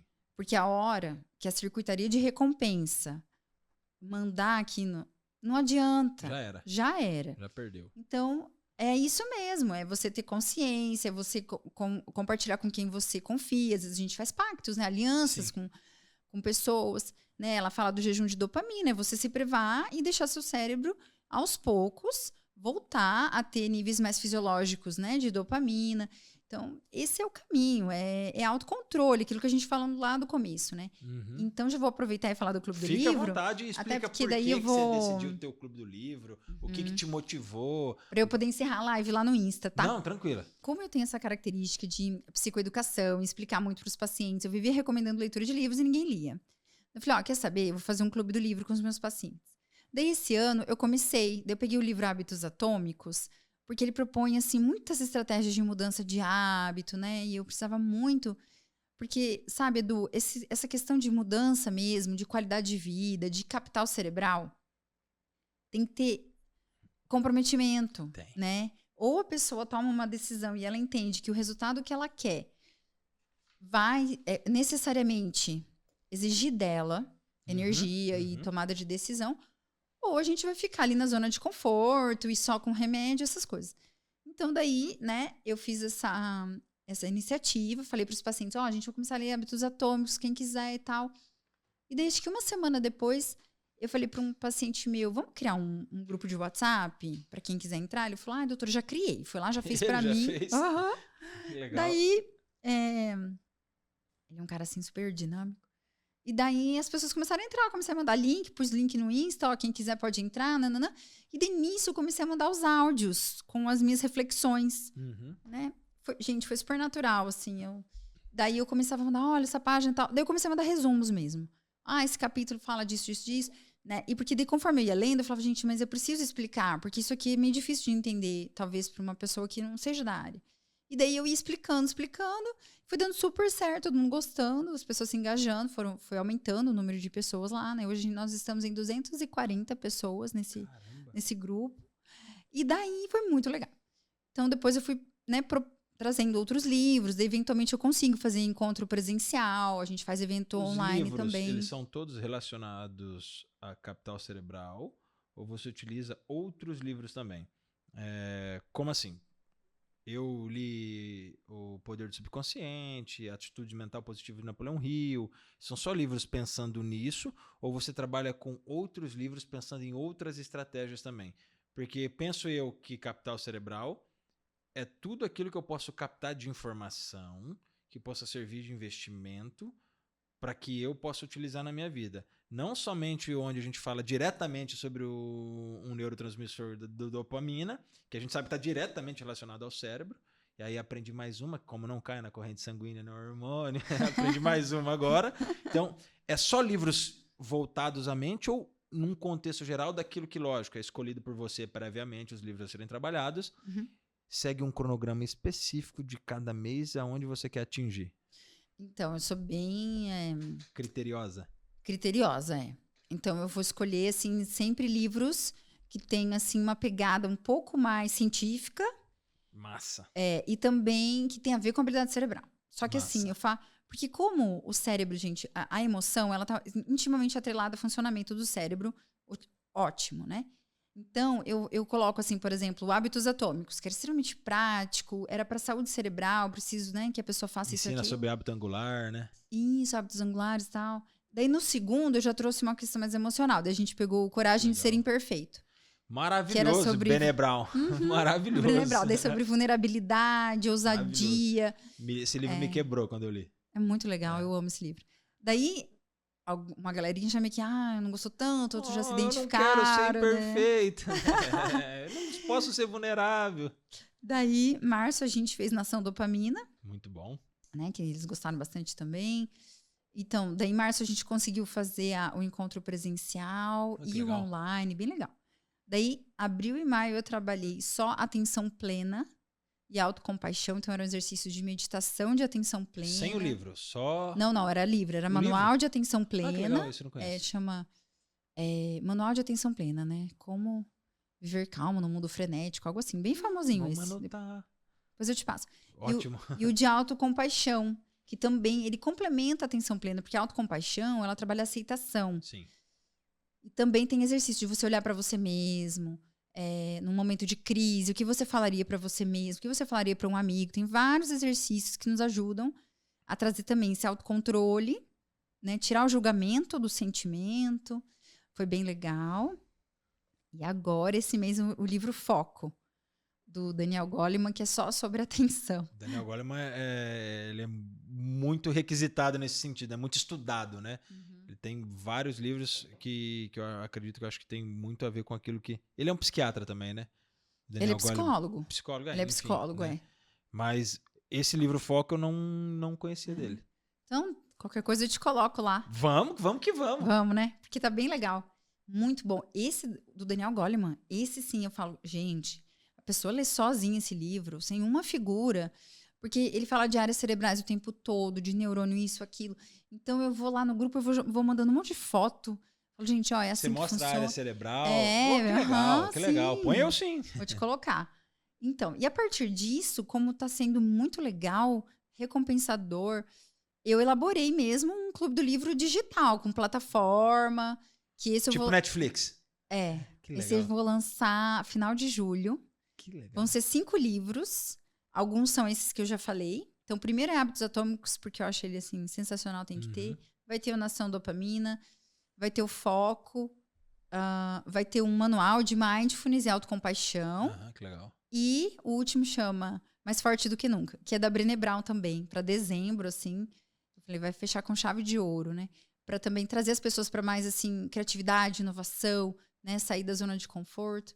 Então, tô bem animada, acho que vai ser um projeto muito legal.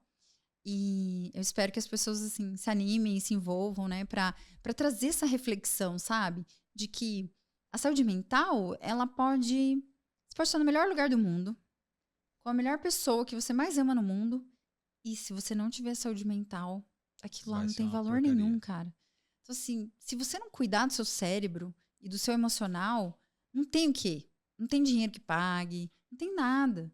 Então, assim, ou a gente coloca como prioridade a nossa qualidade de vida e saúde, ou a gente corre um grande risco, né, de se sabotar e de deixar as coisas acontecerem. Existe prevenção em saúde mental, Edu. Isso é muito importante das pessoas entenderem. Porque todo mundo vai no psiquiatra quando tá doente. Quando já tá vai lascado. no psicólogo muitas vezes quando já tá também muito mal. Sim. Né? E eu quero também que as pessoas entendam. Existe promoção de saúde mental. Existe prevenção em saúde mental. E não é tão difícil, sabe? Mas o que é importante tem que ser prioridade. Você falando, eu vou arremetendo lá quando eu tive a depressão. Assim, eu acho que a depressão nunca sai da gente, a gente aprende a tratar ela, aprende a cuidar, conviver com aquilo que a gente teve. Quando eu falo, algumas pessoas falam, mas você não teve isso, isso, isso. Não, eu não tive as partes mais obscuras da depressão. Tive pensamento suicida sim, mas eu não fui um cara que parou de tomar banho, eu não fui um cara que parou de me cuidar. Não, em nenhum momento eu parei de me cuidar, porque, pelo amor de Deus, né? Isso aí nunca mexeu comigo. Eu percebi ela no primeiro momento que passou um pensamento suicida. Eu falei, opa, isso aqui não é normal. Isso não é normal, eu tô ruim. E foi aí que eu voltei a estudar. Quando eu fiz faculdade, lá séculos atrás, né, eu estudei muito sobre fisiologia. Eu gostava muito na época da fisiologia, porque era o que mais me fascinava, fisiologia esportiva. E quando eu passei no concurso, que foi praticamente 3 anos depois que eu me formei, eu passei no concurso, eu abandonei estudar. Falei, agora eu ganhei minha vida, né? Virei funcionário público, não vou fazer mais nada. Então eu passei 10 anos da minha vida sem pegar num livro. Praticamente. Quando eu tive a depressão, eu falei, cara, eu preciso voltar a estudar. E aí eu percebi isso que você falou, tem prevenção. E aí foi onde eu lutei, foi onde surgiu a primeira ideia de um podcast que eu tive com um amigo meu, que chamava Lidando com o Caos, que era a ideia de fazer com que as pessoas não sentissem o que eu senti, gerar essa transformação. Por isso o slogan do meu podcast é: eu acredito que histórias mudam vidas. Por isso que eu gosto de trazer diversas histórias, trazer a sua história enquanto psiquiatra, que tem um monte de história que pode ser contada dentro de um contexto, para que as pessoas possam entender. Existe como a gente transformar a nossa vida, transformar toda a nossa vida através do capital mais importante, que é o capital cerebral, que não é o capital financeiro. Digo isso com conhecimento de causa e convivência, que no momento onde eu desfoquei daquilo que a gente mais busca na sociedade atual, que é luxo, que é conforto, que é dinheiro, a minha vida se tornou muito mais confortável, muito mais luxuosa e muito mais tranquila. E não é sobre o quanto eu tenho na minha conta, é sobre o quanto feliz eu estou quando eu estou com a minha esposa e minha filha, quando eu chego na minha casa. Então, eu acho que isso que você está fazendo, acho não, tenho certeza absoluta que isso que você está fazendo é não só o seu trabalho de psiquiatra, mas sim o seu trabalho como ser humano, como mulher, como mãe, como esposa, como amigo, como sociedade, de estralar o dedo e falar: galera, acorda. Aqui não é a doutora que está falando. Aqui é uma pessoa que entende sobre o caso e sobre isso, porque estudei, estudo e estou fazendo doutorado no negócio. Mas se você não partir por esse caminho, o seu futuro é esse aqui.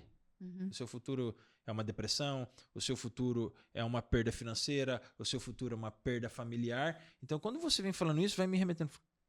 Cara, que legal, fiz o caminho certo sem saber, talvez. Fiz o caminho certo sem saber. Isso me fascina, porque a minha luta hoje, qual que é a luta do Edu Granado? Qual que é a luta e a busca do podcast com o Edu Granado? É realmente transformar a vida. Eu não sou psiquiatra. O que eu falo, como algumas pessoas que eu mentoro pessoas em questão de performance, é levar a pessoa à performance e entender o caso dela. Sou muito genuíno e falar: não consigo trabalhar com você, o seu caso é psicólogo e psiquiatra, e eu não sei como atuar. Eu entendo algumas coisas, mas não seria genuíno da minha parte atuar em uma situação que você tem mais de 10 anos de estudo e muitos anos ainda de profissão trabalhando. Então, sou muito genuíno nisso.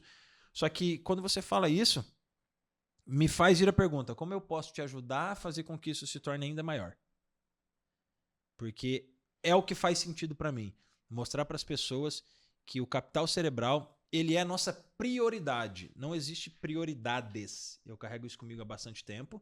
E ontem li uma postagem de um amigo meu que fala: tire a pluralidade da prioridade. Porque quando você coloca o S, você não tem nada. Então é prioridade. O que eu devo cuidar primeiro? Então, o que eu devo cuidar primeiro, eu acredito que para todo mundo. Eu sei que às vezes você que está assistindo a gente está ferrado financeiramente, está desgranhento com outras coisas, mas enquanto você não cuidar do seu capital cerebral, autocompaixão, aceitação, que é diferente da aceitação que estão pregando hoje aí, né? Quando você olha para você e tem essa aceitação, você gera transformação. Aí vai para você que é especialista nisso. Como eu ter essa aceitação verdadeira e genuína e não essa que estão pregando na internet hoje? Você aceita do jeito que é, que não, que você vai morrer do jeito que estão falando pra você se aceitar aí. É mesmo. Como ter essa autocompaixão verdadeira, genuína, de se aceitar, entendendo que é necessária a mudança. Excelente, hein? A aceitação, ela envolve uma visão realista de mim mesma, tá? Então, eu preciso saber, de forma realista, o que eu sou abaixo da média, o que eu sou na média, o que eu sou melhor do que a média, né? Então, a partir do momento que você consegue se despir mesmo de julgamentos, expectativas, eu acho isso tão libertador. Olha, realmente, eu tenho dificuldade em determinada área, eu vou buscar. Então, hoje a gente tem mesmo acesso a tantas coisas legais, né? A tanto conteúdo, assim, bom, cursos, tantas coisas que a pessoa pode fazer, uma psicoterapia legal, até online. Eu atendo tantos pacientes de fora, né? Hoje a gente também tem, assim, com essa tecnologia, muito conhecimento bom aí e ajuda ao alcance, né? Mas a aceitação é quando você faz algo que a gente chama de metacognição e metaemoção. O que é isso? Metacognição é o meu cérebro olhar para o meu comportamento cerebral. Sou eu mesma olhando para mim de fora. Então, eu começo assim: olha que interessante como eu tô brava com tal coisa. nossa, que curioso, isso me deixou com tanta raiva. É quando o meu cérebro, a parte mais racional, de raciocínio mesmo, ela se descola do meu emocional. Então, eu tô olhando como um observador consciente. Esse é o X da questão da aceitação, é o observador consciente. Porque a partir do momento que eu não deixo o emocional me roubar, me sequestrar, e eu caio naquele espiral de desespero, de ansiedade e tudo mais. Então, isso que é aceitação, tá? É só olhar. Calma, é só observar. Porque daí eu identifico. Se eu tenho aceitação, eu começo a identificar. Ah, foi por conta disso. Ah, eu vou discutir isso com a minha psicóloga. Ah, eu vou escrever, como você falou, né? O ato desse escrever terapêutico, né? O journaling, que fala em inglês, é muito legal, muito bom. Você traz para a consciência. Você obriga seu cérebro. Então, é isso que a gente quer dizer aceitação. É olhar. Exatamente. Tudo bem, a partir disso, você identificou. Hoje eu me conheço de uma forma muito melhor. Então, assim, tem coisas que eu já sei que são difíceis para mim. E eu me respeito mais. Antes, eu nem admitia. Eu não conseguia enxergar assim, ó. Foi A, mais B, mais C, deu D. Eu só tava vivendo aquela bagunça. Ai, por que eu não fiz isso? Meu Deus do céu, como que eu não consegui fazer isso? Ficava ali naquele looping, né? De insatisfação e paralisação, né? Então, quando a gente fala aceitação, é isso. É você deixar que outras áreas cerebrais... Eu sei que eu falo de uma forma bem biológica. Fica à vontade. Né? Às vezes assusta um pouco, porque a pessoa fala, nossa, parece que tudo é cérebro, né? A gente só é um cérebro. Quase isso. Mas é o jeito, assim, que eu estudo, que eu trabalho, e é o jeito que eu falo, tá? Fica à vontade. Então, quando você permite que outras áreas cerebrais mais superiores, nós chamamos, que é um controle, chama descendente, de cima para baixo, porque a nossa anatomia é tão interessante, neuroanatomia, que as áreas mais primitivas estão mais embaixo mesmo. Sim. E as superiores mais para cima. Então, a gente fala controle de cima para baixo, e daí o cérebro começa a ter o foco atencional para outras coisas. Mas como que resolve isso? Ah, mas será que é tão ruim assim mesmo? Será que isso né? Porque a gente não pode nem achar que a gente é pior que todo mundo sempre, mas também nem que a gente é a última bolacha do pacote sempre, né? Porque daí você não vai, isso não vai trazer mudança, né? Então chama autocompaixão, né? De aceitação, mas não vitimização, jamais. Porque a vitimização vai te colocar num lugar que você não tem que fazer. Se você é vítima, você não consegue mudar nada, né? Não, a aceitação não é vitimização. Ela é consciência. É trazer para a consciência e, a partir disso, o que nós vamos fazer? Né? Então, eu gostaria de acrescentar, quando você falou, olha, depois que eu tive depressão, eu fiz isso, eu fiz aquilo. Várias vezes você falou isso. E Fica à vontade. E eu procuro falar com os pacientes. Eu vou só tomar uma aguinha. Vixe, estamos livres, fica à vontade. Porque às vezes minha voz falha, como eu comentei. A primeira vez que eu gravei um negócio, eu tive que ir no Mufato comprar um pacote de bala, você acredita? Porque eu começava a tossir. O pessoal já até acostumou. Não, a voz acostuma. Com o tempo vai acostumando, pode ter certeza. Então, tava falando isso, ó. Então, quando as pessoas têm a sabedoria de pegar um momento de crise e transformar isso em aprendizado, eu acho que isso é a cura, na verdade, sabe? Então, eu falo para os pacientes assim, sofrer por sofrer é um desperdício. Já que nós estamos sofrendo, vamos fazer alguma coisa com isso aqui, né? Então, eu falei lá no começo, todos temos emoções ditas negativas, tá? Tristeza, raiva. Mas as emoções, elas são sinalizadores. Elas são um sinal importante de que algo não está legal. Então, muitas vezes a gente ignora esse termômetro interno emocional que nós temos, essa bússola, tá? Que nós ganhamos de Deus, vamos dizer assim, para nos guiar. E daí, a gente fica, depois eu resolvo, como você falou. Depois que eu comprar tal coisa. Depois que eu resolver esses problemas. Não, doutora, eu só preciso estudar mais 2 anos para esse concurso. Eu escuto isso direto lá. Eu só preciso disso e aquilo. Tá bom? Mas assim... Tá, e aí passou no concurso, você vai acalmar mesmo ou você vai querer estudar para outro concurso, né? E daí, a saúde... Eu falo isso para os pacientes também. O cérebro, ele muda, gente. A neuroplasticidade, ela é em tempo real. Então, assim... As conexões dos neurônios, o fortalecimento dessas ligações entre eles é muito rápido. Então, às vezes, você vai estar lá com seus 50 anos, é outro cérebro. Não dá mais para fazer o que você fazia com 30. Ah, mas não deu tempo, eu gastei tudo, eu não guardei nada, meus filhos fazem inglês, natação, judô, sei lá mais o que, eu não tenho dinheiro para isso. Olha, então, a conta não fecha.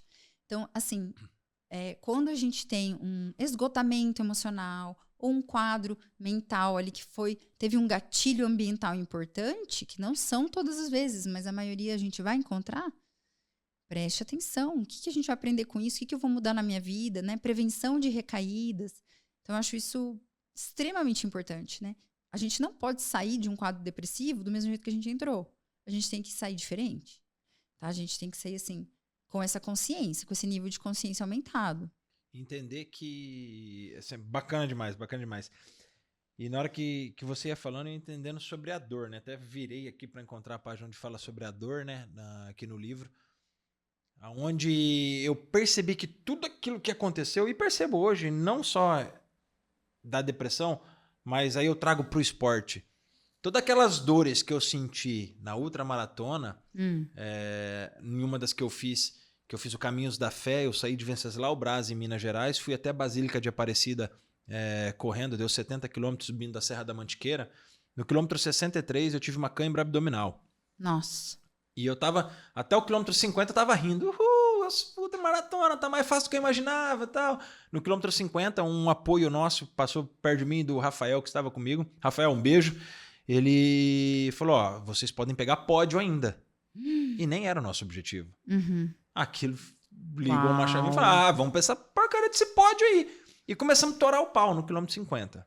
Aí tá cagada.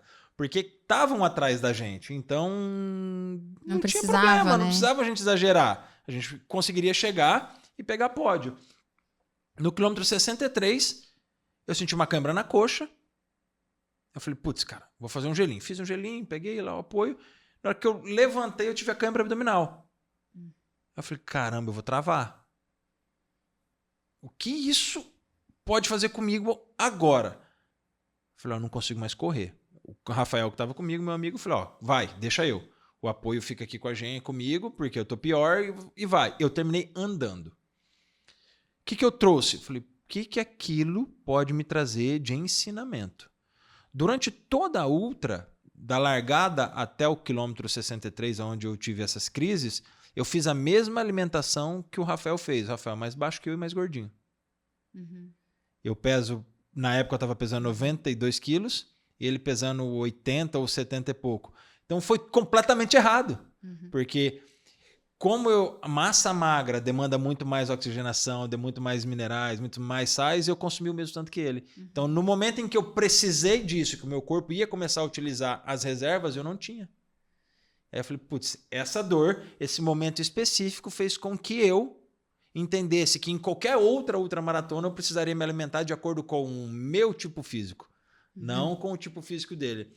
Tanto é que quando nós fizemos a ultramaratona em Volta do Lago ali, eu fiz 122 quilômetros, eu não tive nenhum tipo de cãibra. Tive dores absurdas, porque são 122 quilômetros rodando, igual um doido ali em Volta do Lago.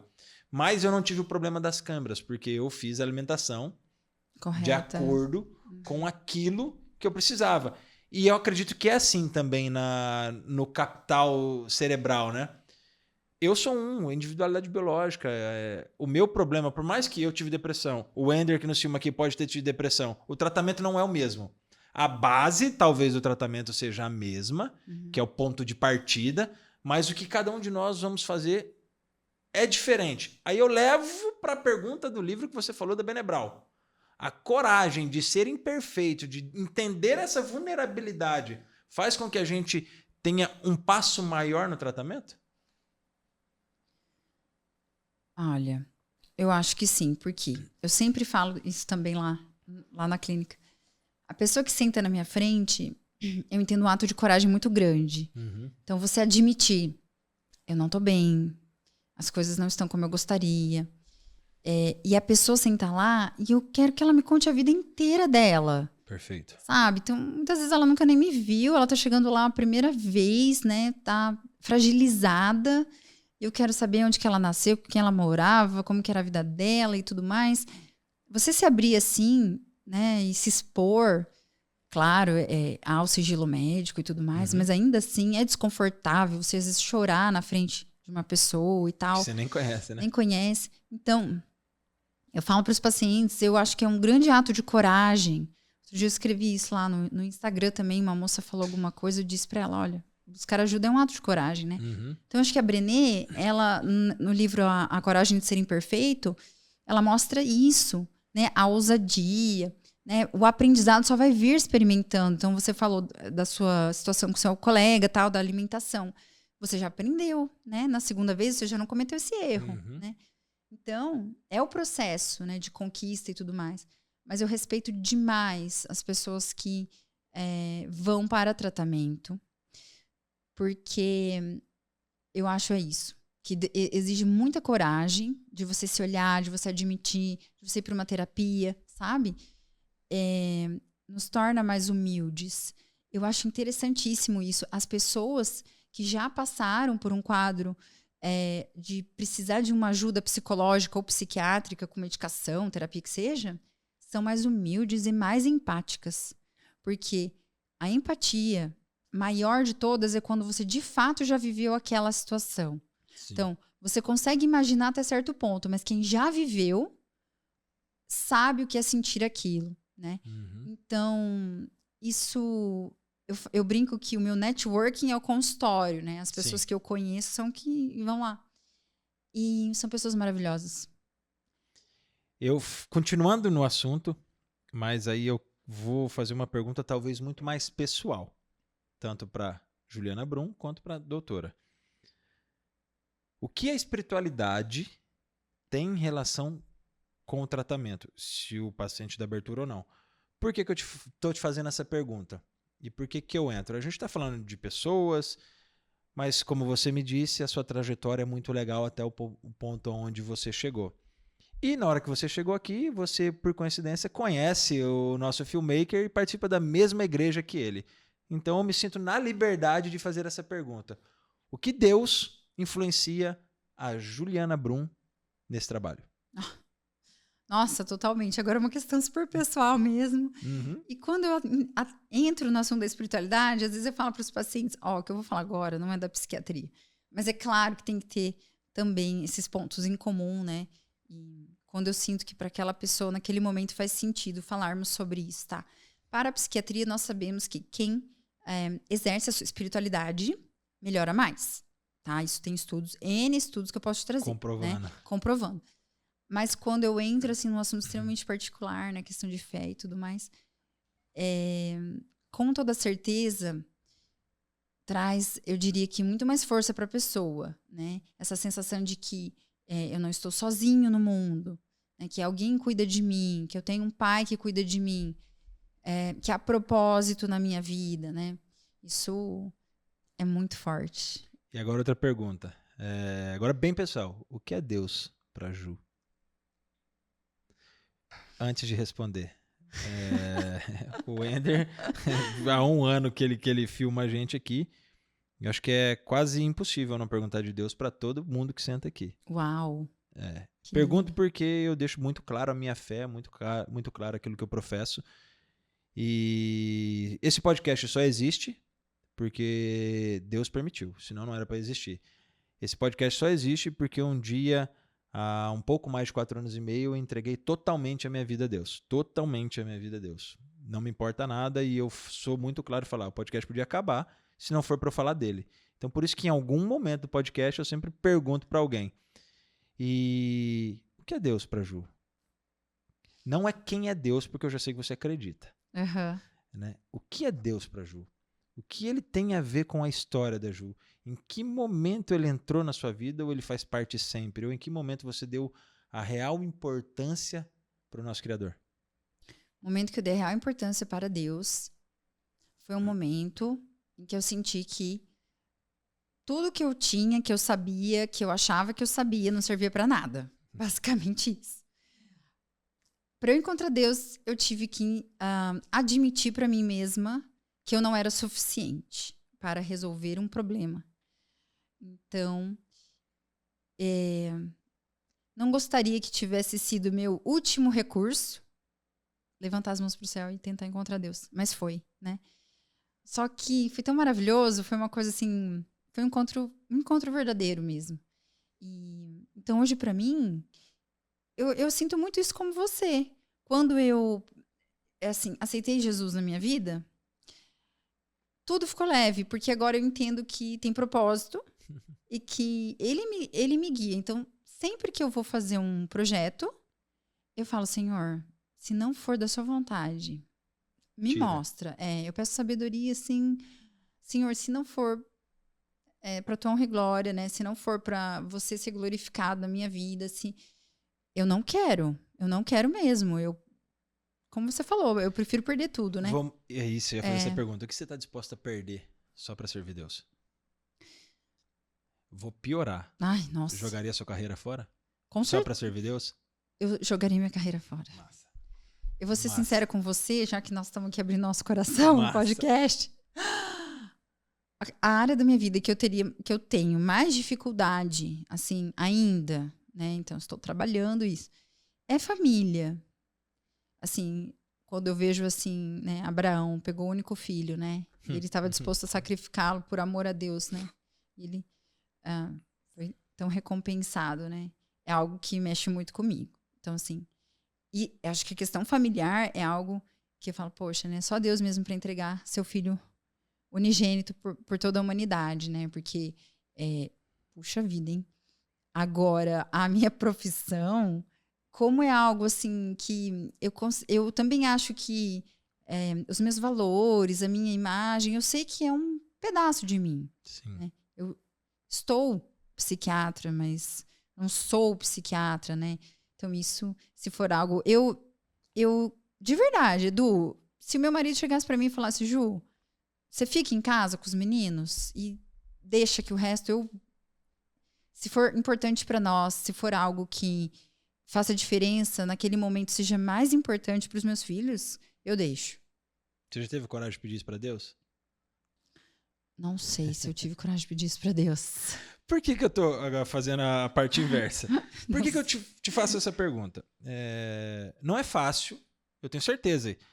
Hoje a gente fala conhecendo, mas eu tenho certeza que se chegasse esse momento, você e eu ia tremer um monte. Falei, meu Deus do céu, por que eu falei aquilo para Deus? Deus, vamos dar uma negociada, vamos dar uma barganhada. Mas com Deus não existe barganha. Eu gosto de falar do que eu vou falar, por isso eu toco nesse assunto. A minha vida é um milagre, a vida da minha filha é um milagre e o meu casamento é um milagre. Depois do momento onde eu decidi viver verdadeiramente. A minha filha deu alteração nos 2 testes do pezinho dela. O primeiro deu uma alteração, que é aquele que a gente faz no hospital, e depois eu refiz. E segundo o instituto que eu esqueci, que é lá em Curitiba o nome, eles mandaram falando que as alterações que tinham dado eram consideráveis. Eu falei, ferrou. Fui perguntar para alguns amigos que eu conheço que são médicos. Falaram, cara, não, vai, talvez não é, não sei o quê. Toda aquela conversa. Eu falei, quero verdade, cara, me fala, pode ser mesmo? Não, enfim, naquilo. Quando vem com conversa assim, eu falo, então tá todo mundo achando que pode ser mesmo. E nós fomos até lá e, graças a Deus, o teste do suor salgado não deu nada, né? Só que o milagre nisso tá em as 5 pessoas que estavam na frente com quadro de pneumonia, nenhuma deu positivo a fibrose cística. Minha filha era a última e deu negativo também. Porque quando eu cheguei, eu fui o único a chegar de carro. Todos vieram de ônibus, tudo, de prefeitura. E naquele momento eu mudei a minha oração. Eu coloquei a oração direcionada a eles. Todos não tiveram e a minha filha também não. Há 4 anos e meio atrás, como eu disse, eu entreguei minha vida totalmente a Deus. Estava de plantão, aconteceu um fato na minha vida, eu saí, estava no quarto do quartel, olhei e falei, Deus, pode me tirar tudo. Aí eu reafirmei para Deus, falei, Deus, eu estou falando tudo, menos a minha esposa e futuramente me permita a ser um bom pai. Eu quero reaver tudo o que eu fiz. E se para isso for ter que viver somente com minha esposa, sem nenhum tipo de bem material, eu aceito. Veio. Aí foi um momento, eu falei, Deus, vamos barganhar, porque tá difícil aqui, moço. Eu não sabia que era assim a conversa contigo. Aí foi onde eu entendi que a palavra tem poder. Por que eu te fiz essa pergunta? Porque você entrou, falou de Deus. Por que eu fui mais fundo no perder tudo? Porque você falou sobre autoconhecimento. Uhum. E eu só me reconheço em Jesus. Se eu não tiver, não tem por que eu existir. E eu sou um cara falho, erro muito. Hoje que acredito que o meu maior pecado é a minha língua. Porque eu sou um cara muito de brincar, de zoar e passo do limite muitas vezes. Vai ficar gravado aí pros meninos que sabem que eu tiro o sarro deles. Né? Então, quando eu pergunto isso, é para saber o quanto realmente você está disposta. Porque pode chegar algum momento. A gente não sabe. Não que isso vai acontecer, a gente está falando metaforicamente, mas em algum momento da nossa vida, como tem acontecido comigo nesses momentos, eu estou precisando abandonar projetos Uhum. que poderiam me dar recursos financeiros muito bons. Mas porque em um dado momento eu dobrei meu joelho e falei, se não for da sua vontade não te glorificar, tira. Ele nem aconteceu o projeto. Uhum. Então, por isso que eu te pergunto, o que a Ju está disposta a pedir e o que a Ju está disposta a largar? Lembrando que talvez, ou com certeza, Deus não vai pedir o que pediu para Abraão. Matar o seu primogênito. Uhum. Para depois te recompensar de tudo. Mas o que você estaria disposta a fazer? E eu faço a pergunta que eu fiz no começo. Quem é a Ju? Nossa, Edu, que difícil, meu Deus. Não estava preparado para essa pergunta. Eu sabia, por isso que eu fiz. Você falou sobre capital cerebral. Uhum. E Uhum. eu concordo em tudo que você falou. Só que eu ainda acho que o maior capital é o espiritual. Uhum. Por isso eu te fiz essa pergunta. Quem é a Ju? Olha, eu entendo que, como eu te falei, depois que eu tive um encontro genuíno com Jesus, parece que tudo na minha vida é outro nível Sentido. de experiência. Então, eu falar de capital cerebral hoje é diferente, entende? Porque antes, por isso que eu falei, olha, não quero te assustar falando de cérebro, como se eu achasse Não me que assusta, tudo é não. o cérebro, né? Claro que eu acho que é uma mensagem muito maior, né, do que apenas uma questão de habilidade cerebral, né? Mas é assim que eu vivo.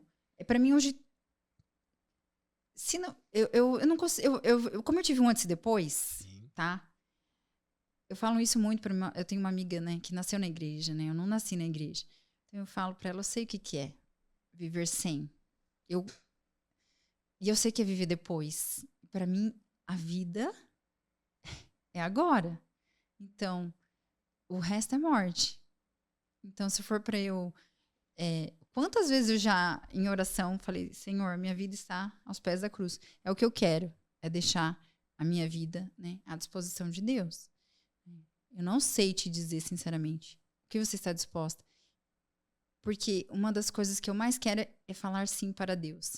Então, eu falo muito para minha líder, eu não quero falar não para Deus. Não quero negar a Deus. É claro que somos falhos, pecadores. Isso acontece, obviamente, né? Mas é um desejo do meu coração. Ser uma filha obediente, né? Ser uma filha que agrada o pai. Eu sei que o amor dele não depende do que eu faça, tá? Ele me amou primeiro. Mas é o que eu quero, né? Então, Deus, ele me Quer desafia. devolver o amor que ele te deu. Eu quero cumprir com o que ele pensou pra mim quando ele me criou. Os sonhos que ele teve pra mim, né? Mas ele me desafia, assim, porque Deus às vezes fala pra mim, ó, isso você não vai fazer. Já me exortou várias vezes. Não, você já fazia desse jeito muitas vezes, agora não. Ou então, você vai abrir mão de tal coisa. Não é porque você pode que você vai fazer. Né? É no meu tempo, do meu jeito. Então, eu já tive algumas conversas, né? Várias. Senhor, por quê? Por que agora? Por que desse jeito?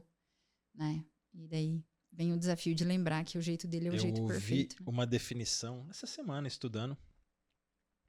Quando a gente se prostra diante de Cristo, é morrer na cruz com ele. Uhum. Então, todas as vezes que eu me prostro na minha casa, nas minhas orações, no meu altar, é morrer os meus pecados com ele. E é necessário que a gente faça isso todos os dias. Uhum. É necessário que a gente tenha coragem de ser imperfeito e entender que nós não somos autossuficientes, que existe uma suficiência maior do que a nossa. E eu gosto muito de tocar nesse assunto, principalmente quando uma coisa que eu aprendi é ser muito observador. Enquanto eu estava aqui, você estava falando com o Ender sobre a igreja. Uhum, foi mesmo. Eu catei a informação. Falei, num momento, eu vou usar. Então, essa é uma pergunta que eu faço, independente da religião que a pessoa siga, se é igual ou diferente da minha. Uhum. Mas é justamente para entender no que ela está dando importância. Se para ela Deus não for nada, beleza, continuamos amigos, mas eu sei até que ponto eu posso me conectar com aquela pessoa. Se eu quero dar um passo maior na conexão, ou vai ficar só num episódio de podcast mesmo. Uhum. Então, quando você faz... quando eu te pergunto e você para pensar, isso mexe comigo. Uhum. Porque a gente muitas vezes tem medo de falar o que nós somos. Porque se você me perguntar quem eu sou filho de Deus, imagem e semelhança de Cristo. Uhum. Hoje eu tenho bem definido. Por isso que às vezes eu gosto de perguntar e não a fim de constranger, não a fim de fazer a pessoa pensar, mas a fim de me lembrar quem eu sou. É muito sobre o que eu quero entregar. Uhum. E sobre as pessoas que estão sentando na minha cadeira, tomando meu café aqui. Meu café não, do Ender. Sentando aqui, conversando. Porque a gente tende a entender que a psicologia e a psiquiatria não partem para o campo espiritual. Porque a gente vê muitos, não pode ser, psicólogo não pode professar fé, psicólogo não pode deixar definido. Quando eu me tornar, que eu pretendo estudar, vai estar bem claro a minha fé. Uhum. E se você quer vir falar comigo, venha, não quer, vai para cá das cucuia aí, eu não tô nem aí para você. Uhum. É a gente transparecer muito mais nos nossos olhos, mesmo a gente sendo falho, e eu sou falho nisso, em transparecer. Muitas vezes eu transpareço mais no que eu uso na tatuagem do que em quem eu sou, porque eu sou um merda de um errante. Mas quando eu faço essa pergunta, é muito mais levando a você me dar uma resposta para entender o que eu sou. Entendi. Porque eu olho para você e falo, às vezes eu tenho a mesma dúvida. Uhum. Será que essa pergunta que eu fiz para Ju, a forma que ela me responder vai me ensinar a mudar a minha trajetória? Por isso que o lema do meu podcast é: eu acredito que histórias mudam vidas. Porque a sua profissão é maravilhosa e eu amo a sua profissão. Tanto de médica quanto de psiquiatra, como uma pessoa que lê, que vai ter um grupo de leitura para transformar vidas. Mas quando a gente toca no assunto Deus e você me fala, eu entrego tudo. Se meu marido chegar hoje e falar, larga a profissão e te dá uma boa rentabilidade, a gente sabe disso. Uhum. O convívio com vários médicos por causa da minha profissão também, a gente sabe. E ele chegar e falar, larga tudo que agora é comigo. Vai diminuir em 50% o que a gente ganha, mas agora é comigo. Provedor, protetor, sacerdote da casa. Falando isso pra você. É difícil um homem perguntar pra uma mulher. Mas quando eu percebo em você e vejo você, eu deixaria tudo para viver a minha casa e honrar a Deus. Mais uma vez eu falo, meu podcast é no caminho certo. Legal.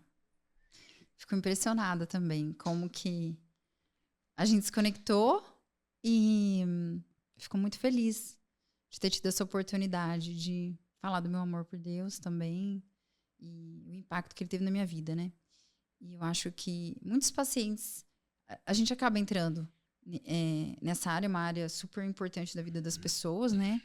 E, como eu falei, conforme eu sinto a abertura, né? Eu vou trabalhar essa questão também, né? E, sabe, antes eu achava meio que era mais na minha área, mas hoje eu acho que é para todas as pessoas. Quem você é influencia muito na sua profissão. Uhum.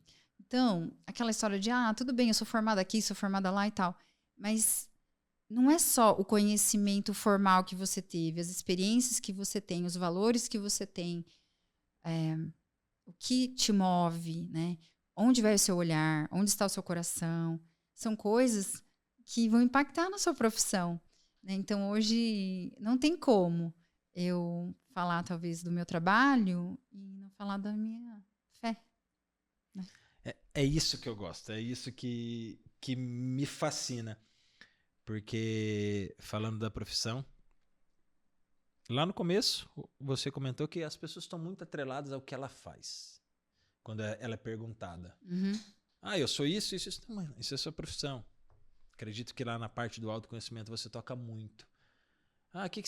Quem que é o José? Não, o José é um empresário, trabalha no ramo de gás, faz isso. Não. Quero saber quem é o José. Não, então o José é pai. Não. Quero saber quem é o José. E eu acredito que essa é a sua função também enquanto psiquiatra. Uhum. Extrair tudo. Mas quando você tem a certeza de quem está fazendo você extrair tudo do outro, eu acho que fica mais leve. Porque é genuíno a troca dos seus pacientes. Não é só uma relação médico-paciente que, querendo ou não, existe um limite entre médico e paciente. Uhum. Mas quando você se mostra, não médica, mas parceira. Eu daqui, enquanto paciente, eu falo, caramba, eu posso confiar. Foi assim que aconteceu quando eu estava com a minha psicóloga. Apesar de eu ser escrachado. O dia que a gente sentar lá e eu for fazer consulta com você, se prepara, porque ela é médico-paciente. Aí se prepara para ouvir um monte de merda. Né? Mas quando você consegue quebrar o gelo com a pessoa e a pessoa olha para você e não vê só a doutora Juliana Brum, porque coloca você num patamar muito acima do nosso. Infelizmente é assim que as pessoas enxergam os médicos hoje, um nível muito além da sociedade comum, porque ela é médico, ela estudou tanto. Não, beleza, isso é louvável. Mas por trás daquele médico, daquela médica, existe alguém. Uhum. E por isso eu te fiz essa pergunta, porque eu queria saber quem é esse alguém. Uhum. Porque o podcast não é à toa. Realmente eu te stalkeei quando eu te convidei, quando o Ramos, né, o Michel falou, quando o Aguinaldo falou. Uhum. Eles falaram muito bem de você, falaram do Clube do Livro, inclusive o Aguinaldo participou, acho que o Ramos participou. É mesmo. Eles estavam falando, no dia que eles falaram, eles estavam falando do livro. Eu falei, caramba, eu sempre quis. Porque a minha busca sempre foi ter um psiquiatra aqui no café.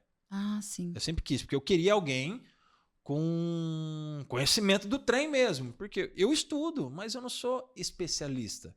Eu estudo, acredito que sei bastante perto de algumas pessoas, mas não sei com conhecimento embasado. Eu não sabia que o neurotransmissor não se torna hormônio porque não cai na corrente sanguínea. Eu não sabia que tinha essa relação. E aprendi aqui. Então eu queria muito isso. Aí eu fui te stalkear. Aí vi sobre o Clube do Livro. Eu tive há uns 4 anos atrás um Clube do Livro com uns amigos que gostavam de ler. Quando eu comecei a ler mais, a gente decidiu montar para a gente ter mais hábitos. Eu falei, opa, essa é uma pessoa que eu quero. Aí comecei a te olhar, suas postagens eu olhava, suas lives, legal. Quietinho. Uhum. Quietinho, vamos ver quem é. Já sabia que você era uma pessoa boa. Isso já de cara mostra, porque você mostra isso. Mas quando você entrou, falou de igreja, eu falei, então eu posso tocar nesse assunto. Uhum. Então eu acho que... Acho não. Eu quero fazer aqui um agradecimento por você ter topado vir aqui. Te pedir desculpas por ter te colocado nessa fria no finzinho. Mas o que eu queria que você falasse, pode falar do seu projeto, pode falar da sua clínica, pode falar o seu @, mas acima disso tudo, qual que é a real mensagem que a Juliana Brum / doutora Juliana Brum tem para passar para os seus pacientes, para os seus seguidores e para as pessoas que em breve estarão dentro do seu grupo de livro, de leitura? A mensagem que eu gostaria de deixar mesmo para as pessoas é que nós precisamos ser intencionais com a nossa saúde mental. Que, como eu disse, uma doença mental, um sintoma, ele pode te roubar de tudo de melhor que tem na sua vida. Então, cuide-se, em primeiro lugar. Cuide da sua saúde cerebral, sim. Pense sobre os seus valores, o que é mais importante para você. O que você gostaria de viver mesmo, que você tem objetivos na vida. E vamos adaptando essa rotina, traga mais conhecimento para sua vida, para você ter mais qualidade de vida. E é isso. Quando eu falo da coragem de ser imperfeito, é porque eu acho que ninguém está totalmente imune, né? As pessoas podem passar, sim, por problemas emocionais, por problemas psicológicos. E como eu falei aqui anteriormente, é um sinal de alerta, é um momento de parar tudo e rever, recalcular a rota, o que está acontecendo. Mas saiba que você pode buscar ajuda, que você não está sozinho. Que é nesse momento que muitas vezes as pessoas mais importantes da sua vida vão mostrar o valor que elas têm para você. E para você sonhar, para você buscar. As habilidades cerebrais estão aí para ser implementadas, aprimoradas e que você possa ser mais feliz. Galera, esse é o real investimento. Capital cerebral. Esse é o verdadeiro investimento, onde você investe em algo que vai fazer com que você consiga investir em todos os outros negócios. Mais uma vez, Ju, muito, muito, muito, muito obrigado. Obrigado por se colocar à disposição. Foi um caos pra gente agendar, né? Nossa, foi difícil. Tantos adiamentos, tantas coisas acontecendo. Nossa. Trabalho, filho, casa, enfim. A gente sabe como que é a vida da pessoa comum, né? Uhum. Ela precisa gerenciar todo um ciclo para que as coisas aconteçam. Mas o que eu, Edu, tenho para falar? Invista em você. E também quero agradecer, exclusivamente aqui a Público X, que está sempre comigo. São novos parceiros. Vão estar comigo aqui nessa fase que nós estamos terminando do podcast, para uma nova fase que virá. Nem conversei ainda com a Ju, mas já está certo que nós vamos fazer alguma coisa especial para que vocês possam entender muito mais sobre o capital cerebral. Excelente. Desmistificar talvez a psiquiatria, né, que aspas para eu não ser processado, porque eu ainda não tenho dinheiro para pagar processo. Psiquiatria não é coisa de louco, né? Se for é coisa para mim, porque eu sou meio louco, mas nem conversei com ela ainda. Futuramente nós vamos conversar, porque eu quero apresentar o projeto que nós temos daqui para frente. Mas galera, um beijo no coração, mais um episódio do Café com Edu Granado. Tenho certeza que eu tô fechando essa fase do Café com Edu Granado em alto nível, para começar uma outra fase em maior nível ainda. Mas é isso que eu queria falar para vocês. Um beijo e obrigado. Eu amo vocês. Ju, obrigado mais uma vez. Obrigada, Edu. Muito bom.